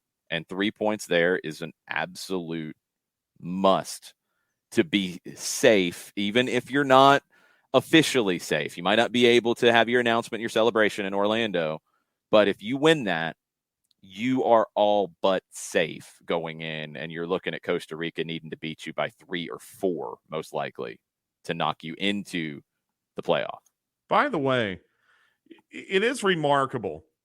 You know, let's just take a step back for a moment and look at the cumulative results in this cycle for the U.S. men's national team. They had a slip up in Panama, and they drew home to Canada. That's basically all you could say from the negative side, mostly, during this cycle. And yet, here we are 2 matches from the end when you went and got 4 of a possible 6 against Mexico. And you're still not, like, secure of being in. I think that says a lot about the entire confederation, to be honest with you. Yeah. It does, yeah. That's remarkable. I mean, if we're talking about the old Hex, you know, getting 4 of a possible 6 points against Mexico is usually a pretty good formula to getting you into the World Cup. Now, you'll look back at the points you dropped to Canada, and you'll look back at the points you dropped to Panama, and that'll be, you know, potentially regrettable. But it's not like this has been a terrible cycle for the U.S. men's national team at all. They've played well for the most part. You know, if, God forbid, they slip and fall into the reclassification, I don't think it's the loss in Panama. I think it's the draw you took to Canada and Nashville. That's going to be if you fall into the reclassification, it's because you lost at home to Panama. Not the loss at Panama. Right. It's absolutely because you didn't take care of a home game.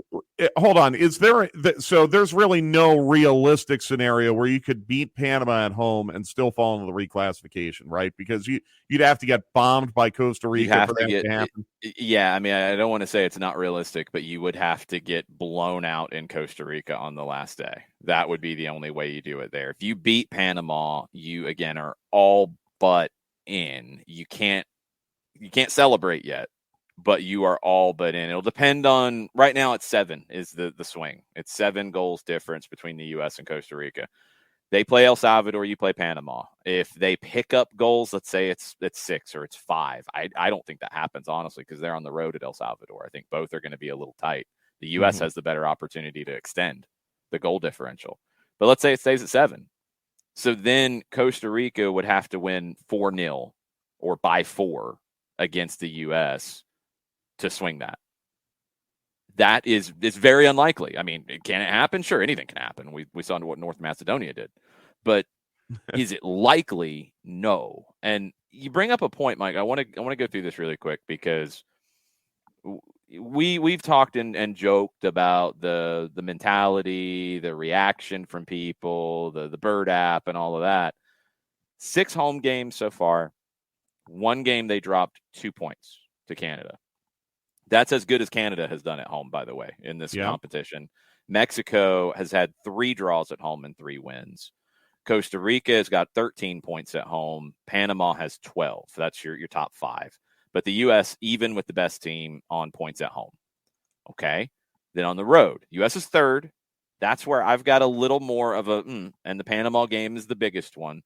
Only 1 win on the road. Mexico's gotten 3 wins on the road. So they've made up some of those points they dropped at home with 3 wins on the road. Canada's only lost 1 on the road, but 2 wins and 3 draws. The U.S. has lost 2. They have the same record as Costa Rica on the road. The Panama game away is one that you're like, all right, probably should have got a point there. The Canada game away, all right, maybe you don't get a point there, but whatever. The point swing is really like 3 because you didn't go undefeated at home, which is always your goal, and you sacrificed 2 points against Canada at home because that's a draw. You didn't get at least a point in Panama. We'll leave the Canada away game to the side for a minute. 3 points, and you're in. But that's not a lot. It's right. We are looking kind of hard for catastrophes here. It's been a pretty good process, and I agree with you. Like, the story for me is more of not the U.S. stumbling and they haven't clinched it yet, and oh my gosh, it's the reclamation project that Costa Rica has had because they started poorly and they've been on a tear lately, and Panama shocking everybody and being competitive because none of us had Panama as being competitive this time around. It was Jamaica that people thought would be where Panama is. It's a credit to the overall depth in this confederation. It's not easy. Yeah. I mean, we're talking about playing on a win-home, draw-road pace and not being securely in, basically, right? It's I mean, a win-home, draw-road pace. At home, you've got 16 points out of 6. So you drop 2 at home. That's it. And on the road, you've gotten 6 points out of 6. Yeah. So, yeah, a little below win-home, draw-road pace, but really, really, really, really close to that. Yeah, you just didn't you didn't steal a road win to make up for the draw with Canada at home. That's basically what it is. It's a 2-point swing. Yeah. But still, again, I mean, think about how this team looked in some of their initial friendlies in like 2019. Like, do you remember that friendly they played up in Cincinnati against Venezuela? Oh, yeah. I was about as angry as you'll find after a U.S. game. I mean, they looked terrible. They looked awful. And there were calls for Berhalter out and all of that. And let's blow it up and start from scratch because there's no hope. And, I mean, they've kind of evolved pretty significantly from those formative days in 2019 and early 2020. I'm satisfied with where they are right now. And I look at the U.S. men's national team through a very harsh lens. You guys know that. I think we all do collectively, or too many of us do. I am satisfied with where they are right now. Am I ecstatic with where they are? Am I confident they're going to win the World Cup? No. But am I satisfied with where they are based on where they started with all this? Yeah. Yes, absolutely. The progression from 2019 to now is satisfying to see, to get them to this point where they can win and be in, even though they're not in. They can win and pretty much be into a World Cup. Yeah. And now, part of the progression's coming from missing. And you have to, it's not just from that game in 2019. It's from losing in Trinidad in 2017. Yeah, that's where it started. Really that's true. But I'm talking about just the Berhalter part of this. You know, because there's the Bruce Arena, Dave Sarakin part of this that I'm kind of putting off to the side. No, I don't want to put Dave Sarakin's to the side, honestly, because he doesn't get enough credit for what he did in that kind of lame duck year where they played a bunch of friendlies. He started playing a bunch of kids, and he started giving those kids opportunities. And we talked about it going into last night. You had a bunch of guys who hadn't been in those moments before in World Cup qualifying or at the Azteca, but a lot of them started to get seen, started to get more comfortable wearing the shirt, knowing what pressure comes with it. Under Dave Sarakin, in a lame duck portion of it, he wasn't going to get the full-time job. He probably knew that, and he did what was right for the program. You know, it wasn't about him stealing a win here, stealing a win there. It was what's right for the program to make sure we don't miss out on qualifying again. That work was important. Thankless work, but it was important. Yeah. So all I'm saying is this. I was a Berhalter out guy in 2019, early 2020, maybe unfairly, but I was. Now I'm a Berhalter in guy. And if they go to Qatar and they get out of group, then I'm a Berhalter very in guy. You know, and I might not be just because I don't like coaches who have multiple cycles. Yeah. That's not anything about Greg. I think what you're saying is how it will go. I think he will be the guy who continues if they get out of the group. Well, because just look at the history. I mean, Bruce Arena was a multiple cycle guy based mainly on what he did in 2002. And there was I don't think the second cycle was bad. It was horrible. It ended bad anyways. It ended badly, but you could not move on from him because they almost made the last four in 2002. Yeah, it just impossible to move on from that. In a similar manner, you could look at, I don't know if it's fair to look at Bradley and Klinsmann in quite the same way, because I think the intent was for Klinsmann to get a second cycle. I think that was always intent. You don't think? No. It always was. I think he was hired to be there for a long time, and Sunil Gulati loved him, and I think that was a mistake. He didn't do enough in 2014 to get a second cycle, in my opinion. Bradley barely did enough to get a second cycle, but then they didn't really give it to him. They yanked him the next year after the Gold Cup. What Bruce did is different, and I think that's a really important point you made, is when you go further than any team has gone in your nation's history in modern times. I know they've made a semifinal in 30, but that's a whole different era. When you do that, you're probably going to break the one cycle situation. I'm cool with that. There wasn't anybody else to take it from Bruce after 2002. There was Klinsmann lurking to take it after Bradley in 2010, and he eventually got it. What Klinsmann did in 2014 should not have gotten him another cycle, in my opinion. And Gulati already gave him the deal at the end of 13 to continue through the next cycle before he even got to Brazil. And they weren't very good in Brazil. They really weren't. They got out of the group. I think the next step for the U.S. is getting past that, is to where it's not getting out of the group is great and everything else is gravy. It's maybe a step behind where Mexico is. Mexico gets out of the group, wins round of 16, and they can't get to the fifth game. They get to round of 16 and get knocked out. Maybe it's looking at that kind of mentality of the U.S. has to get to the knockout round and win a knockout game. And that's where you've done your job and you should stay. Yeah. That's what Bruce did. No, our expectations need to be higher. A little bit. Just a little. I'm with you. Honestly, in 2010, my expectation was that was a group that should have been in the last 8. And they almost were. In 14, my expectation was that's a team that should have been in the last 8. And they almost were. So they've been close. Putting 2018 aside, they've been close now to that point where they are a last 8 consistently team in this era of World Cup soccer. 06 is an outlier because they got a very, very tough group and there was chemistry problems with that team. And obviously 18, we know what happened. But if you look at 02, 10, and 14, they were last 8 or in extra time away, from going to last 8. So you're right. Maybe the expectation does need to be higher. I'm just looking at it this way when we talk about giving Greg a second cycle.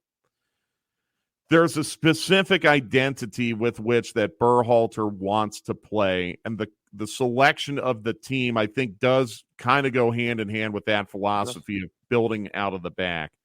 If you move on to another manager who wants to play in a different style, are we willing to accept a reset year or two? Now, then again, you don't have to qualify for 26. So you do have more time to implement a new tactical style. Yeah, but you don't get tested the same way. So it's a little bit of a catch-22. Yeah. The other thing too, Jason and John, if you're the Federation looking ahead at 26, feeling like, hey, it's on your home turf, at minimum, we've got to be last 4 in 26. Then maybe you do need to make another evaluation. Do we have to go out and do something really, really splashy, really, really, oriented towards generating huge buzz around the national team? Yeah, and this would be, I think, maybe a little unfair to Greg because don't you risk whiplash though if you do that? Yeah, I don't think you can.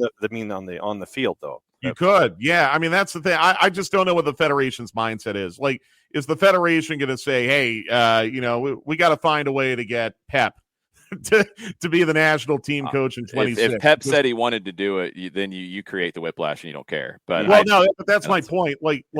I'm wondering if they feel like they have to swing for the fences for 26.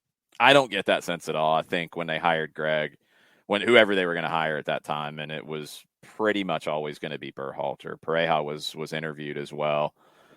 It was for 2 cycles. It was 22 was the build up to 26. I think it was always looked at as a double cycle kind of a hire, and that's fine. If it continues along the way it's going and you get there, and I think you're going to get there, if not officially, all but officially on Sunday, good.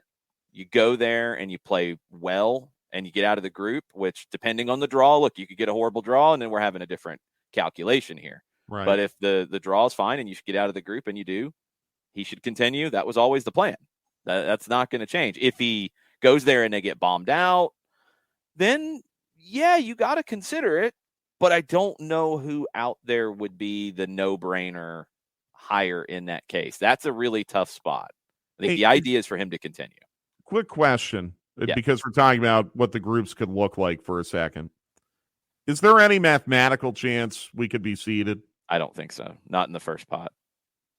I don't think that happens. We're going to get it next week. So, I mean, we're going to have to draw next week. Win the Confederation to be seeded? No, it's not like that. It's it's down to your FIFA ranking. And I don't think there's a reasonable way you could get into it. I think what I mean is, like, with the FIFA ranking, would you get extra points for winning your Confederation? No, you don't. Okay. All right. No, it's just about the games you play. All right. Well, we don't have an Atlanta United game this weekend. That's weird. I'm not used to this yet. We do have an Atlanta United 2 game. I was going to say. I know you've got possibly. I haven't looked at the schedule. I'm sure you've got Hawks duties this weekend. But only are you going to tonight. Get only tonight. So I'm going to try to get to action at the Fraction on Sunday. Okay. So is there anything on the grill playing? What are you grilling? I'm grilling up a basketball game tonight. I haven't gotten that far. There we go. Yeah. Then enjoy. I'll share with you guys very briefly. So I was sent a pork steak recipe that looks really good that I want to try, but I have Hawks tonight. I have a dinner out tomorrow with friends, and then Sunday I think I might be at Kennesaw. So I don't know if I'm going to get to do it this week, but a friend of mine sent me a pork steak recipe. It's basically like taking pork shoulder or Boston butt, smoking it a different way with a mop sauce that you apply frequently.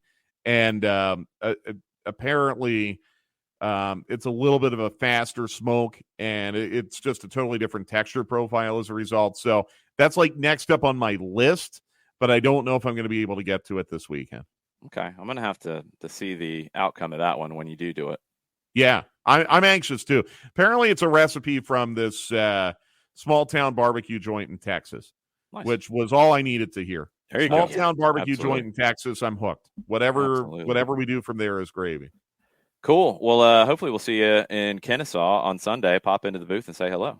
Yeah, I hope so, guys. And have a great call on Sunday. And hopefully by the time I see you guys, we'll be going to Qatar. That would be nice too. Hopefully. Fingers crossed. Thanks, Mike.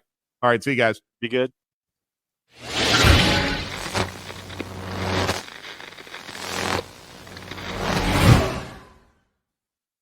Guest number 3 of the day, Soccer for US pod here on the SDH Network. Bart Keeler, how you doing?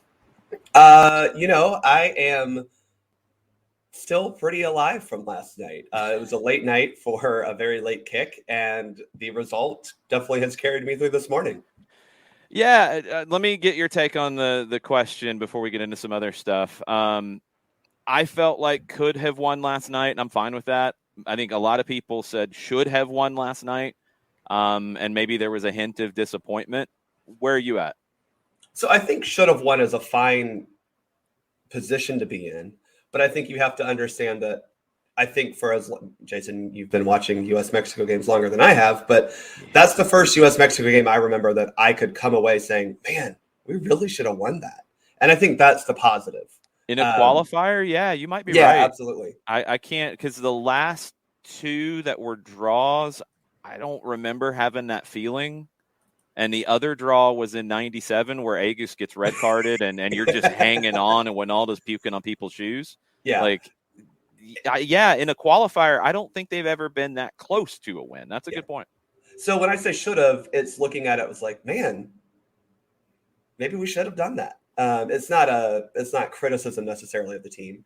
We did create the best big chances, but Mexico still controlled a lot of the game. There were still parts of the game that I felt that we were not very good at connecting passes, and Mexico wasn't exactly affecting that. We were just bad at connecting passes. So, I think that the performance could have been better, but it was still a really good performance down in Azteca.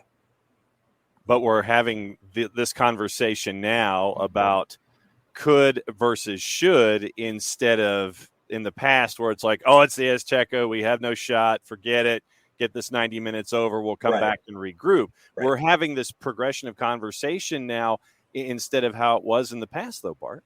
And that's kind of where I am, John, is like, would I have loved to have won last night? Absolutely. Because it would have made me feel a lot better having to drive down to Orlando today without still anxiety about and past trauma coming up from the 2017 cycle when I also was in Orlando for that second to last game. But it still feels really good. I still think that the performance was good. I think that's the most important thing, is the performance was still very good. And look, we can talk about PFOC should have scored. He probably should have put it on frame for sure. Pulisic probably should have scored. And we had others. Musa and Weah both had opportunities that if Memo Ochoa is not in goal, probably are goals, to be quite honest, because he is. Listen, Jason, I'm so excited for the next cycle when we do not have to face Memo Ochoa and Keylor Navas. Yeah. I'm just saying. Yeah, Mexico's got a few goalkeepers that could be a problem, and Ochoa from Salt Lake could be really interesting in the long run. But I like our guys. Yeah, I like our guys too. It's not that he should be here; it's that he's good, and I think Mexico's in a good spot with that. Costa Rica, this is the end of the line for them in a big way, at least for a gap, because it's still Keylor Navas holding them together. It's still Brian Ruiz playing big minutes. It's still Kendall Waston playing big minutes. Mm-hmm. And then there's a drop. You got promising young guys, but they're 20, 21. You don't have that middle group. Yeah, I think that the U.S. is obviously, and Canada are obviously in positions to continue to build on this cycle. Yeah. Whereas Costa Rica has to get it done this cycle. Otherwise, I don't know where they find themselves in an automatic spot anyway going forward. And they're still not even there yet. Right. So they definitely have to take advantage of this. Yeah, but I mean, I think it speaks to the group on the whole, Bart, where we're having discussions about Panama. We're having discussions about Costa Rica. We're having discussions of 5 chasing 4 instead of the extremes where it's like it's U.S., Mexico, and everybody else. I think it speaks to the growth of the group on the whole with this cycle, though. Yeah, and, I don't want to give Canada too much love, but that's actually been a positive thing, is to see them realize the potential they've always had, right? To be quite honest, CONCACAF needs the 3 big North American countries to be good at soccer. It's really nice that Costa Rica has been good for as long as they have been, but when you look at it from just an international perspective, it doesn't carry the same weight as if you had USA, Canada, Mexico being very good, and not just being good teams, but especially USA and Canada turning out players that are going to compete in Europe. Keylor Navas is, in my opinion, the best goalkeeper, possibly the best player in CONCACAF over the past decade, and gets completely no love from anyone in Europe because he's Costa Rican, right? Yeah. And we still have that, a little bit of that issue from an American's perspective, from Canadians, but you do have guys like Alphonso Davies, Jonathan David. You have guys like Christian Pulisic, Gio Reyna, who are changing that narrative. Yep. And I really think that USA and Canada producing top quality players and sending them to Europe is better for CONCACAF than a Costa Rica side who's just really solid defensively and know how to play on the counter. All right, so coming into this window, we knew that game 1 was important because it's Mexico. It's always important. But game 2 was the one that was all caps, bolded, italicized, important with Panama because of the table. Now, right. Maybe it's dipped in importance a little bit because Panama inexplicably dropped points yesterday, and they've got to struggle just to get into the playoff spot. But this was always the most important one at home. Whatever they did in Mexico, we can could or should it all day.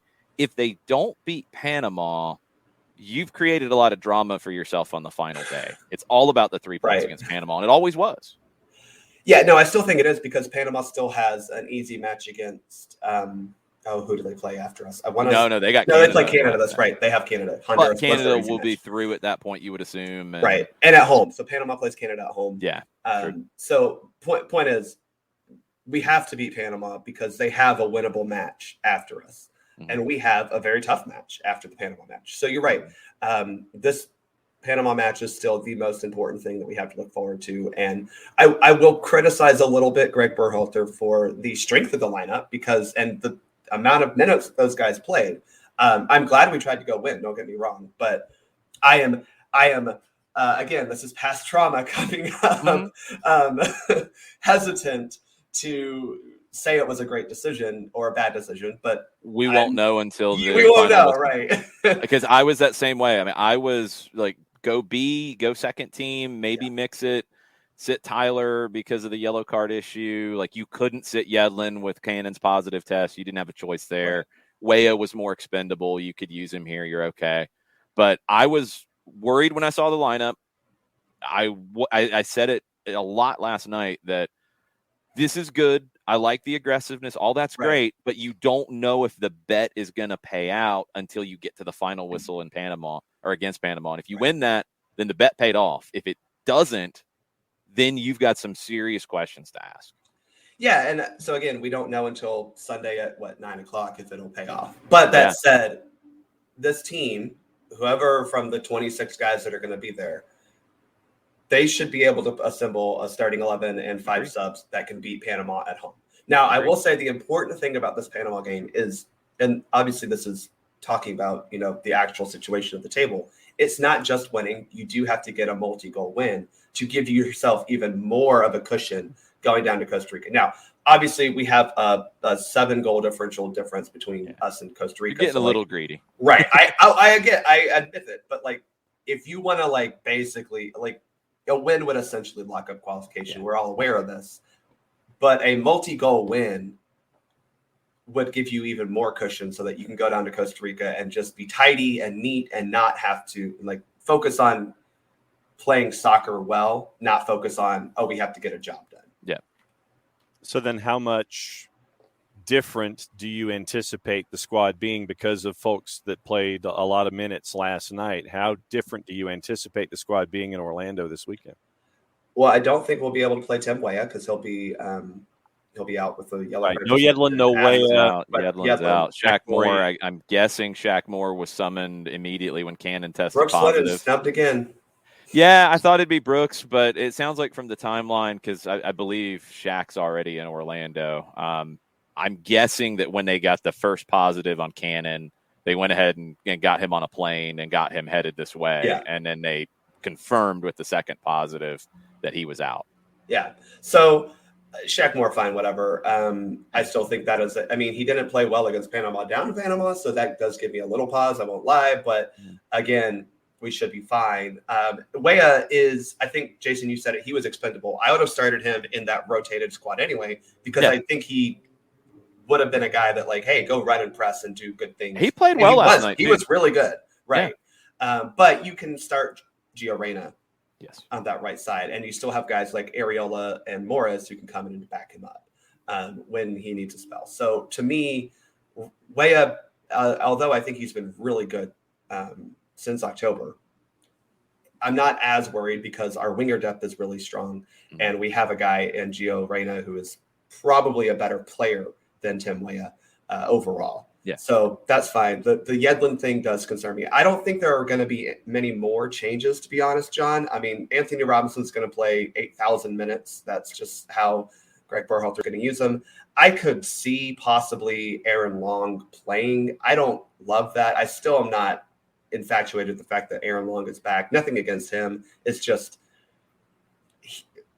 I'm not sure that he needed to be back into this group immediately after his Achilles injury, but whatever. He's looked good so far this season with Red. I'm not arguing with I that. haven't been worried about that. I'm not arguing that, but just there are other center backs who could have been called in. But I think you might see Long play, or you might see. You could just run Miles and Zimmerman back out there and hope you get the job done, and then you get on to Panama and you go look, hey, EPB, Aaron Long, go play. So I don't think it's the end of the world if you have the left back and two center backs starting again. Centrally, I do think that you're going to see Luca De La Torre. I think that'll probably be a change for Kellen Acosta. Credit to Acosta for running his butt off and playing all 90. That's great. But you can't do that back-to-back matches from Azteca to the 100-foot elevation of Orlando. So I do think that you'll see Luca De La Torre come in. Adams will probably play, and I think Musa will probably play. Yeah, Adams and Musa, I mean, it'll be just how they recover. It does feel like a game where you can get Luca and or Busio in because you're going to dominate possession. Yeah.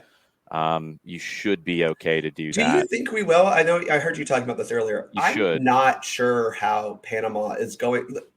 I'm not sure how they're going to be able to deviate from their game plan that their coach has implemented, which is very much sit and counter. I think they're going to have to, but I think they are going to take a few more chances because now their margin of error is gone because of the result against Honduras, and where they could have come in and tried to frustrate you and get a draw. That's not on the table for them anymore. They can't risk not getting anything here and then dealing with Canada on the final day where you might have to win and get help to get into the playoff. Right. So now they're going to have to go for it. And, you look back at the game. They have to win also because a draw against us doesn't help them. They're still 4 points behind us. Yeah, a draw, you can't catch the U.S. A draw, you're purely hoping to get help and beating Canada. If you win, then, you're absolutely back in the mix to potentially get an automatic spot. Right. But let's go back to the game down there. Now, it's going to play out really differently. It was a 1-0 win for Panama. Possession was 50-50. On the road for the U.S., I think in this one, you're probably looking at 60 to 70% of the ball. So I think we look at that Panama game as like a shambolic performance from the U.S. And I think the result was shambolic. And I think the reason that we look at it as being so terrible was there was very little ability to connect backline to midfield. Yeah. We were not able to really pass the ball well. That was dictated in passing stats and in possession. Part of that is, and I hate to make these excuses because everyone deals with it, but part of that was because the field in Panama wasn't good, and when you're trying to actually play soccer as opposed to what Panama was trying to do, it's going to affect you. I think that is a big difference is that you're going to be playing on a field in Orlando that by all accounts is pretty darn good. The temperature will be perfect. I mean, it'll be like 75 degrees high that day. And, sure, it might be humid, but if it's 70 and humid at kickoff, it's not the end of the world. I think that it'll be good conditions to play good soccer, which we could very much argue that the conditions to play good soccer were not there in Panama when we played them earlier. Yeah, you only created 3 chances in Panama. That is not going to happen here. That's unacceptable. It can't. I think Panama will do what they do. They will try to be stout defensively. They're going to try to play direct. They're going to try to get in behind. And that's the only thing when you start looking at, all right, what options are on the table if they do get direct. You really want a Tyler Adams, and if not Tyler, you really want Kellen Acosta to win that second ball in the midfield and be able to take care of it. That's about it, honestly. Like, Well, that's outside of why that, I I feel think good about what Walker you and got. Miles have to play again, because if Yeah. you want guys who are going to be able to deal with counterattacks, again, and not that I'm not saying Aaron Long hasn't been good. I don't know if I'm ready to trust him in that regard yet. Right. But you have two guys who you can trust to deal with that. 9 and 9 on aerial duels. Like, they were both winning. It was ground insane duels. last night. They just Yeah. won everything. On top of their 1v1 defending and recovery defending, Yeah. they're both very good, except for Miles lately, who decides that he wants a yellow card every match he's been playing. So, Miles, stop it. It doesn't look good on you, bro. Yeah. Last question for you. Jason Nix wants to know who's the starting striker on Sunday. So I think it'll be Jesus Ferreira because of I do how too. Berhalter, he loves to project how teams are going to play against them and how we're going to play. But I think Panama is pretty, like, they're going to bunker. You know, I think Ferreira, in theory, should help with that bunkering. And I do want to say that I thought that Ferreira and the team created a lot of good chances against El Salvador. They did. We just didn't finish them, which, again, has been the issue for this entire frickin' cycle of no one wants to score a goal as a striker. Ask Italy about that. Right? You want the look, I know everyone, I was in a group chat and someone, jokingly said that, not quite jokingly, but was like, oh, Pepe's overrated. I don't know why we're starting him. And I'm like, he's the only striker who scored for the U.S. this cycle. So, like, I fully accept that, like, Pepe, the hype was a little too much for him. He's a kid. He's going to have ups and downs. But also that, but, like, he's still the only striker who scored for the U.S. So, I think Ferreira will create more chances for you. PFOC also, I think, will miss after his yellow card. So, and he didn't play well. I was he didn't. disappointed. And look, I've been wanting PFOC for the fact that, like, I'm tired of seeing Gyasi Zardes also not play well. I just wanted someone different, right? And PFOC, he didn't play well outside of his chance that he missed, and he missed a golden opportunity to get a goal. And I think that's the difference is, he just missed. But I think if you have Ferreira starting and then Pepe could come off the bench, who offers a lot of the same qualities that PFOC does, right? He's tall, he's decent at getting on the ball in the air and on the ground. So, we saw that Jamaica game. Both of his goals were what we would want PFOC to do, right? Get in the box, get at the end of a hard-driven cross. So if he starts, great. If Pepe starts, great. If he's the sub to come off because we need a goal late, even better. But I do think Ferreira will start because I think Greg Berhalter loves himself a striker, a withdrawn striker that connects. And to be fair, Ferreira's been in pretty decent form to start this MLS season. Yeah. In a game like this, too, it suits it. So I think it's the right call. I thought it was going to be Ferreira against Panama the whole way. So we will see. You are heading down there. Yep. You are going to then join us on Monday and give us a little bit of the eyewitness account, correct? Yeah, I'm actually excited. I've said this before, I think, on this particular show, and I've said it to many people. As much as I will rag on the Orlando City Soccer Club and their supporters, that stadium is beautiful, and I'm really excited to go back and sit in the purple wall and cheer on the team because it is honestly it is a great stadium to watch soccer in. It's a great soccer stadium. I'm glad we have it in this country, and I'm glad we were using it again. I'm hoping that we have a very similar result to the last time I was there, a 4-0 win heading to because if we get a 4-0 win, like unless like Costa Rica somehow gets like a boatload of goals, 11 billion goals, against El Salvador, which I don't think will happen. I high key think El Salvador is going to beat Costa Rica because I know they don't have anything to play for right now, but like Hugo Perez he doesn't care about that. Yeah, he's going to go out there and try to win every game he wants, and the guys are going to play for him. So, even a draw would be great, but like I think Costa Rica might have a lot of troubles against El Salvador. Especially in San Salvador. They could. We will see. I'm assuming you will have some podcasts and such coming up. So I'm going to have the kind of the window recap next week, and then probably the week after because Lord, it'll be busy after Wednesday. But then we'll have a kind of a take stock of the entire qualification campaign. I think having the two conversations at the same time is fruitless because you need to look at a window individually and then look at it overall. So we'll have that conversation. And then after that, it's looking forward to Nations League this summer and some friendlies that we'll have in the summer, which is going to be a great test to see. We talk about John Brooks. We talk about guys. I'm glad Eric Palmer Brown was here, but a guy like him or Cameron Carter-Vickers or Alex Mendez, who's playing in Portugal, or even a guy like Tanner Tessman, who's had an okay season for Venezia. those are times to get these guys in. And I think it'll be a fun post World Cup qualification cycle for the U.S., provided that we qualify. Awesome. Good stuff. Thanks for the time. Appreciate it, and safe travels. Thanks. And I'm excited to go see that stadium again, and excited to cheer on the boys. Thanks, guys. Hopefully it's taken care of on Sunday. Let's hope. Thank you all. Thanks, Bart. All right. Make sure you're following him, Bartimus Prime 19, on your social medias. Last things before we wrap, you got games in Africa kicking off right about now. In World Cup qualifying, 5 games today. It's the first legs of things from Africa. Your matchups, DR Congo and Morocco, are just about to kick off. First leg in Congo. Cameroon hosting Algeria, Mali hosting Tunisia, Egypt hosting Senegal, Ghana hosting Nigeria. Couple of things on these. DR Congo hasn't qualified for the World Cup since 1974.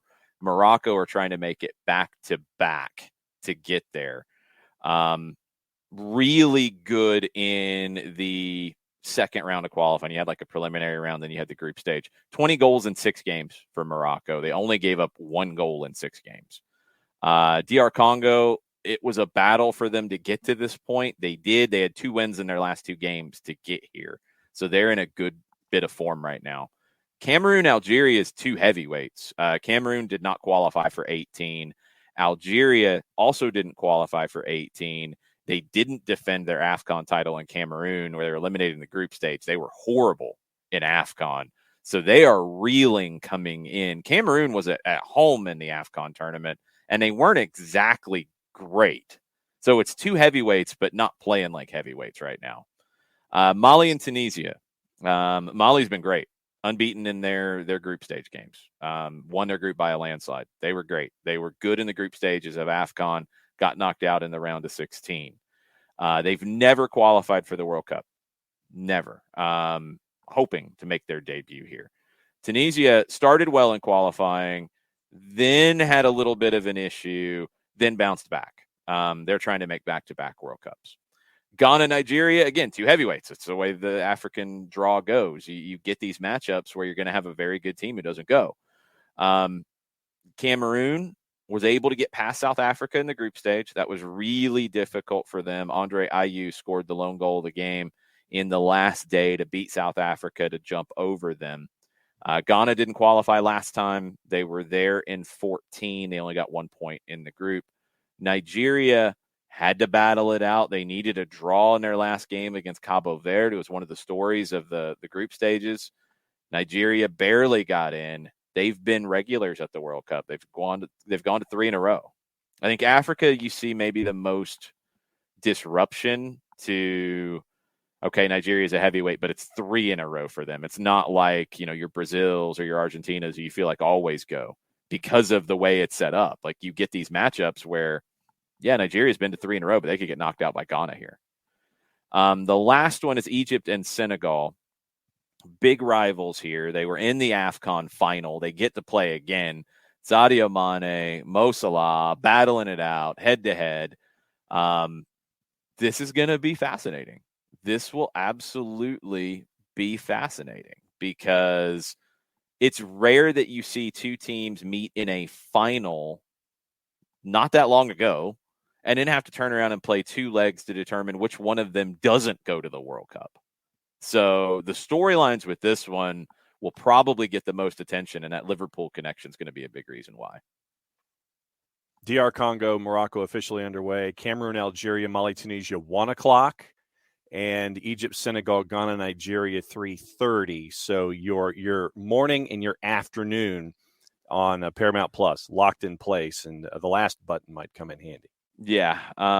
Couple of things about last night that we haven't gotten to. The fans, a lot of people have talked about a couple aspects of it. The fan ID system that Mexico trialed in their previous reduced capacity games failed ultimately later in the night. And we talked about it on the watch along. Like, look, we saw it at Mercedes-Benz Stadium when they went to all digital tickets.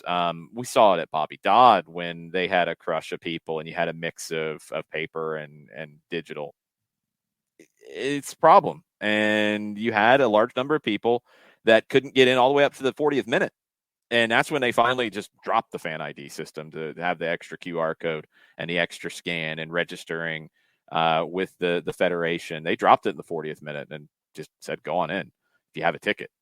That's why it was a late arriving crowd. Also, at the very last minute of the match, I believe it was in the last minute of stoppage time, you could very clearly hear the homophobic chant. And that's because the fans were not happy about where their team was and how they played. And you also heard very clearly the Tata out chant.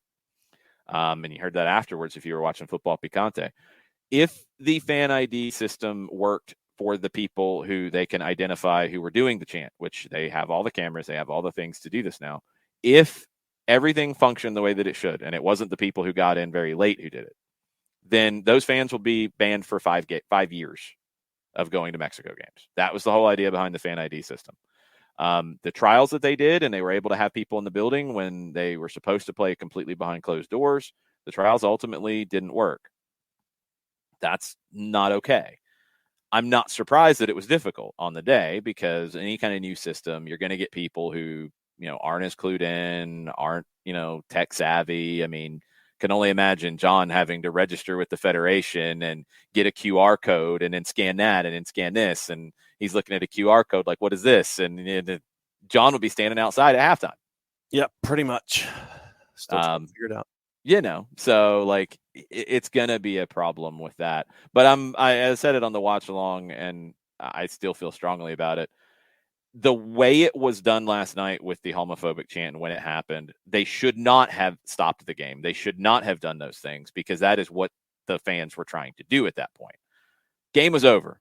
Finish the 30 seconds. Punish them severely, because it happened again. And if that means whatever you do it. That's fine. I try to identify the people and do all the things that you had set in place. But no, they should not have penalized the United States when the game is over at that point. Finish it out and get out of there, because you're in the last minute of stoppage time. Get out. Finish it. But punish them. Don't sweep it under the rug, but don't stop the game at that point, because that was the intent.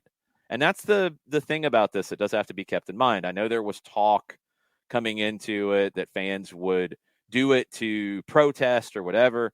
You've passed the situation where it was truly like,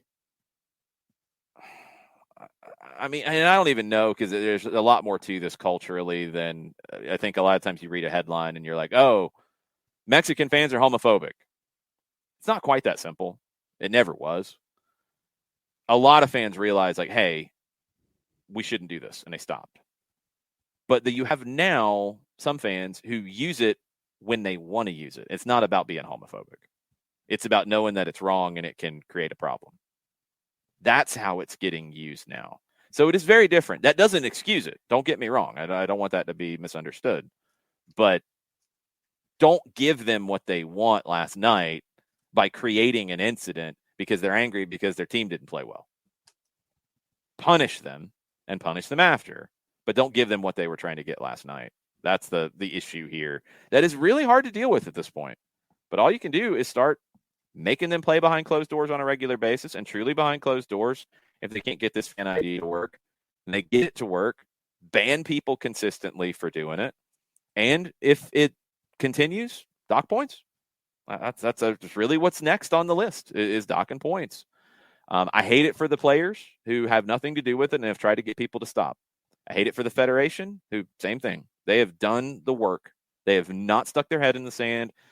It is very important to make that clear that this is not what we've seen in many other federations, a number of European federations who have had racial incidents and have tried to excuse it and have tried to say, oh, no. We've watched it. You've seen it. You didn't see them try to stamp it out. Mexico has tried, and they're continuing to try, and they're not going to stop. I give them a ton of credit. But you have some idiots who now are trying to weaponize it to turn it into something that it wasn't even intended to be to begin with. So it's complicated. It's hard, but you got to keep the punishment strong, and you got to go forward with that. But I'm glad they didn't stop it last night, because that would not have served a purpose last night at that point. Other things on the board today before we go. You've got the games in Africa. Keep that in mind. Scenarios for Sunday. Look, it's really simple for the U.S. You beat Panama. You are at least going to the playoff. You clinch a top 3 spot if Costa Rica does not win at El Salvador. If they draw or lose and you beat Panama, you can celebrate Sunday night. If the U.S. ties Panama, it clinches no worse than the 4th place spot. So you get anything out of the Panama game, you're at least going to the playoff. You tie Panama, you go to the World Cup if Costa Rica loses at El Salvador. So if you beat Panama, Costa Rica can't even draw with El Salvador, and you go. They have to win.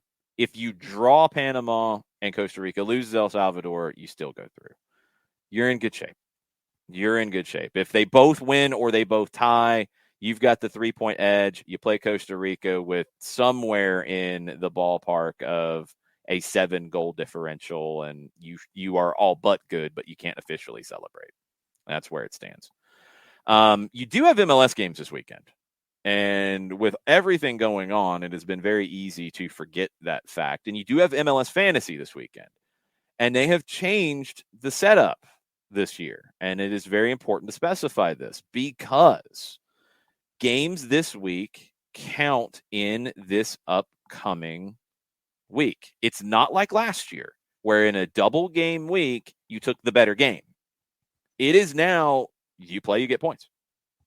So in your fantasy picks this week, you are probably looking at Charlotte, at Cincinnati, at Sporting, at RSL, at Portland, at Orlando, because those guys are going to play 2 games. Now, maybe you're not looking at defenders on some of those teams because you might have 2 opportunities to stink. Yep. You might not be looking at certain players because they might have 2 opportunities to stink. But you have players who are going to have 2 opportunities to add points. So from a strategic standpoint, you have to think about that. Now, we will revisit this because, again, the games next weekend will factor into this too. But for players to consider right now, according to our good friend Ryan Walker, at ATL Ryan Walked, I've retweeted it. It'll be retweeted from Soccer Down Here as well. The Jason Wright Agency sponsoring our fantasy league. Ryan is our official correspondent. Players to look at. He's got locks on Andreu Fontes of Sporting Kansas City. They play RSL. They play at Vancouver in these 2 games. Jimmy Chara plays Orlando and plays the LA Galaxy at home in both of these. Portland is a big consideration because they get 2 home games. In the consider category, he's got Pablo Ruiz of RSL.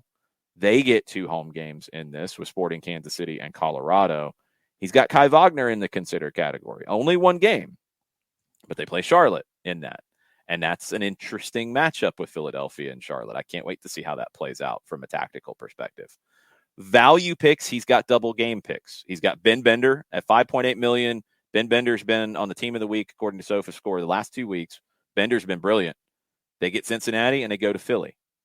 The Philly game concerns me because I don't think they're going to have a lot of clear-cut opportunities in that. It's going to be a weird one. But Cincinnati, Ben Bender can absolutely have another day, have a nice day. He's only owned by 5%, so he's on your value side. Alec Can is your value goalkeeper. He's still at $4.4 million. He's low. They get 2 games. Now, the question is, do you like Cincinnati's matchups? Do you trust Cincinnati in Charlotte this weekend and in hosting Montreal in 2 weeks? What we've seen from Cincinnati, yeah, you have to consider that because that's 2 games for Alec Can to pad stats. That's interesting. So we'll revisit this next week. I'm sure Ryan will have an update next week as well. But it's tricky this week with fantasy because you got 6 teams that are going to play 2 games, and you can have the opportunity. If a guy has 2 big games, poof, you're in great shape. Yeah, you could ride the same rationale in net with a guy like Kalina from Charlotte going up against Cincinnati. Yes, I know that second match is against Philadelphia, but Kalina has been known to have a lot of saves, and you can stockpile numbers that way too. And if you're looking for the inexpensive forward up top, once again, you've got a guy like Brandon Vasquez, who once again is playing Charlotte. I know that second matchup's against Montreal, but if you like stockpiling points off the front end, Brandon Vasquez has been the hot hand right now, tied for the Golden Boot race. So other guys to consider as well that aren't quite as value as Ryan has, but are part of that discussion too. Yeah, plenty of guys to consider. We have an early goal in Africa. DR Congo at home has scored already. Fans are going nuts, trying to get to their first World Cup since 1974. They opened the scoring against Morocco, 1-0 in that one. First leg of 2. Keep that in mind with the African playoffs here. It's the first leg of 2. They have to go to Morocco in the second leg, but they get an early goal. DR Congo here. Also going on right now, you have the draw for the Copa Libertadores. You have the draw for the Copa Sudamericana for the group stages coming up there. So you've got madness in South America. We talked about it off the top. You have some clarity with World Cup qualifiers in CONMEBOL, but not that much because there's still 3 teams for 1 playoff spot. You do have Ecuador in now after a bad day yesterday, an awful day yesterday. They back in. They don't care. You're going to the dance. They don't care. Uruguay plays their way into it with 3 straight wins under Diego Alonso. What a turnaround, because they were done. They were in a bad way under Tabares, a legend. They'd lost their way. They were not going to the World Cup. Diego Alonso comes in, wins 3 in a row. They're now going. They're done. And it's down to the final playoff spot there and 3 games on Tuesday that you have to watch that are going to decide this. Chile is in the back of the line. They host Uruguay, hoping Uruguay rests everybody. Peru is at the front of the line. They're at home. They host Paraguay. They win, they're in. Colombia is in the middle of the line, and they got to go to Venezuela, which on paper, you look at that, yeah, they should win that. They're here. Venezuela's here. It should be a problem. It ain't that simple. It is not that simple between those two. So far, your odds makers right now have Colombia minus 110, have Venezuela plus 275. I was trying to look at we'll get into it next week about the qualification history and games in Venezuela. But as Nico Moreno told us, Colombia doesn't have a good track record there. And they're also facing Jose Peckerman, who led them before. That gets really spicy. So all at 7:30 on Tuesday, those 3 games will be must watch. The multi-screen experience will be definitely worth it. And I am sure that Jorge and Mr. Mataflo is going to be very happy to watch with no stress in this, because his beloved Ecuador are in. And his secondary Uruguay are in. I forgot he's got the dual situation going in the U.S. and he might be all happy at the end of all this qualification process. But you've got 3 teams fighting for a playoff spot to then play likely New Zealand. We did not update on Oceania. That was the other one from yesterday that we did not get it, and it really hasn't been talked about because you got teams that haven't been able to play because of COVID. You got a team that withdrew. You got New Zealand, who's won everything. They dominated. Yesterday, they beat New Caledonia 7-1. Very difficult game for New Zealand. In other action yesterday, Papua New Guinea won 2-1 over Fiji. Solomon Islands won 3-1 over Tahiti.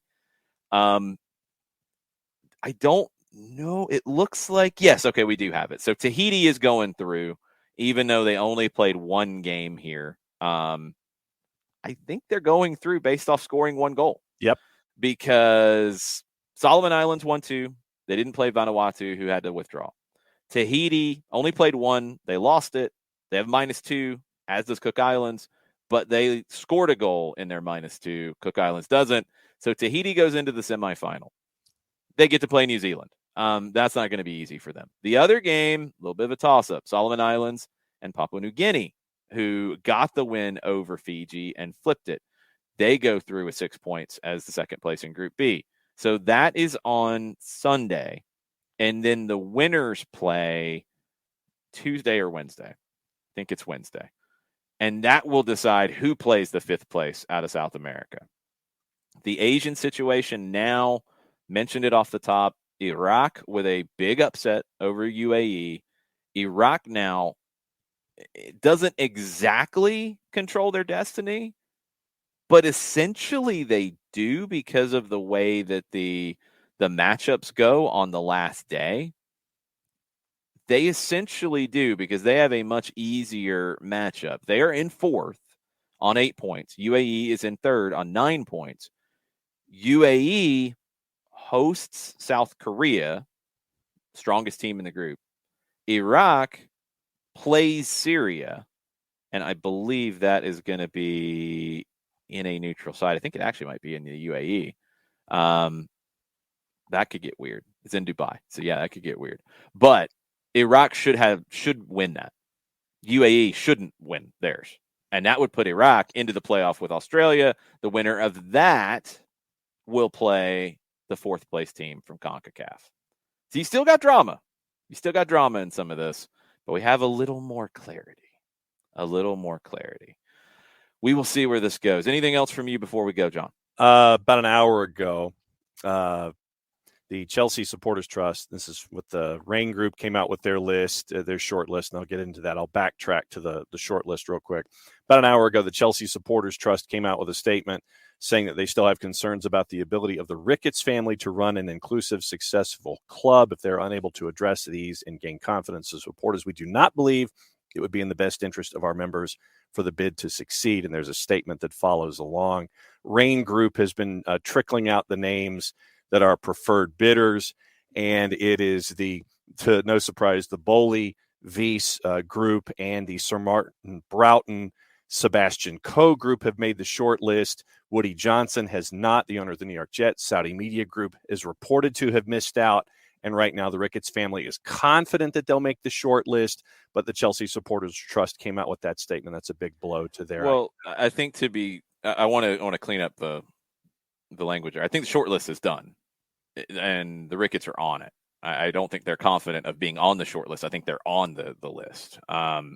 I think what they did, and this is why it's been a little weird about stuff trickling out, it sounds like the Rain Group told people who didn't make the list. They said, no, you're not on the list. Right. So you're hearing some of that. The Saudi Media Group has not reportedly. Woody Johnson has not.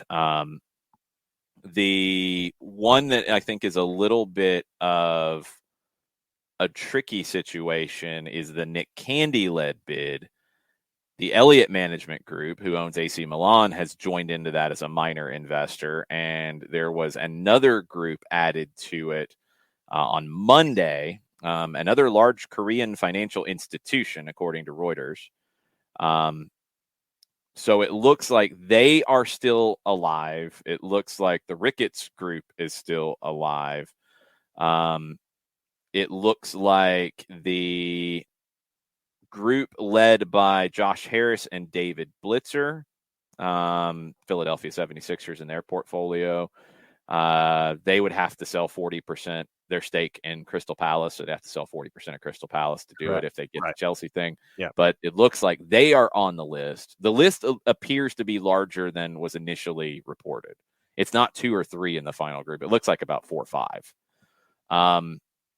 The Bowley one is one that a lot of people are kind of zeroing in on, along with the Ricketts Group, because Ricketts has a relationship with Rain, the Rain Group, going way back, and people have felt like, okay, well, they're going to have a little bit of inside info on how to do this and how to do that. However, when one of the Ricketts has said some very, very inflammatory things, that's a little harder to swallow. So that's going to get very tricky here. But this is going to continue to be somewhat complicated. Some other things that have developed around Chelsea is that you're going to be able to sell some tickets for upcoming games, for things. So they've loosened some of that.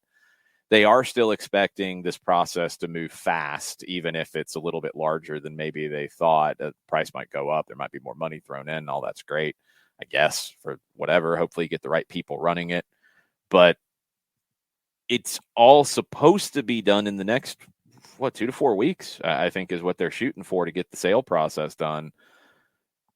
I think they're starting to figure it out. It took them a little longer with a little extra confusion. Maybe it sold a few extra tabloids. I don't know. But it looks like it's heading in the right direction now. We'll see which group ends up getting this. Which bid is it? Is it going to be $2.5 billion? Is it going to be 2.8? Is it going to be 3.4? Is it going to be 4.7?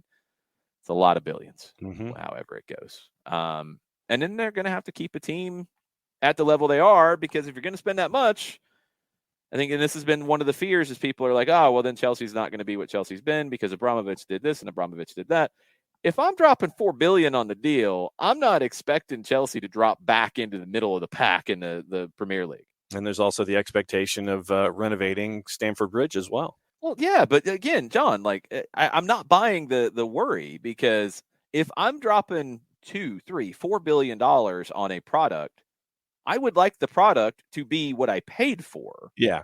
So I'm not going to do that and then run it as great value Chelsea and be like, oh, well, we're not going to spend and try to be good. We're happy with being 12. Right. Yeah. No, you're not going to invest a lot of 10 to the left of the zero and sit there and go, now we're going to suck. We'll be okay. Yeah. Do they make all the right decisions? No, there's no guarantee of that. Do they make bad signings? Do they spend bad money? All that's still possible.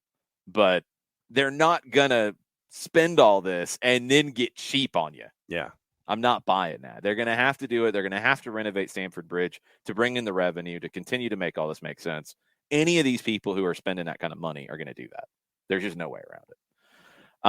That is one to keep an eye on over the weekend. The MLS games are big to keep an eye on over the weekend. Obviously, World Cup qualifiers on Sunday and CONCACAF. Massive, huge, immense.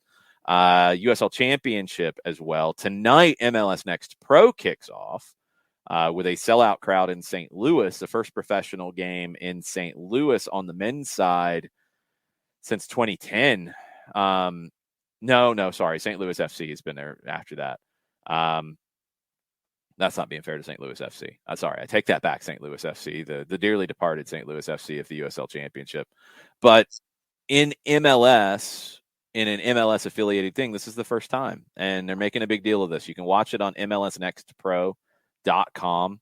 I think they've got the heavyweights on the call for this. Taylor Twellman and all his links to St. Louis will be involved in this. It should be a great celebration for what's to come for that club. This is their first real public big foray, and they're coming into the league next year. Some of these guys that are playing tonight, you might see on that team.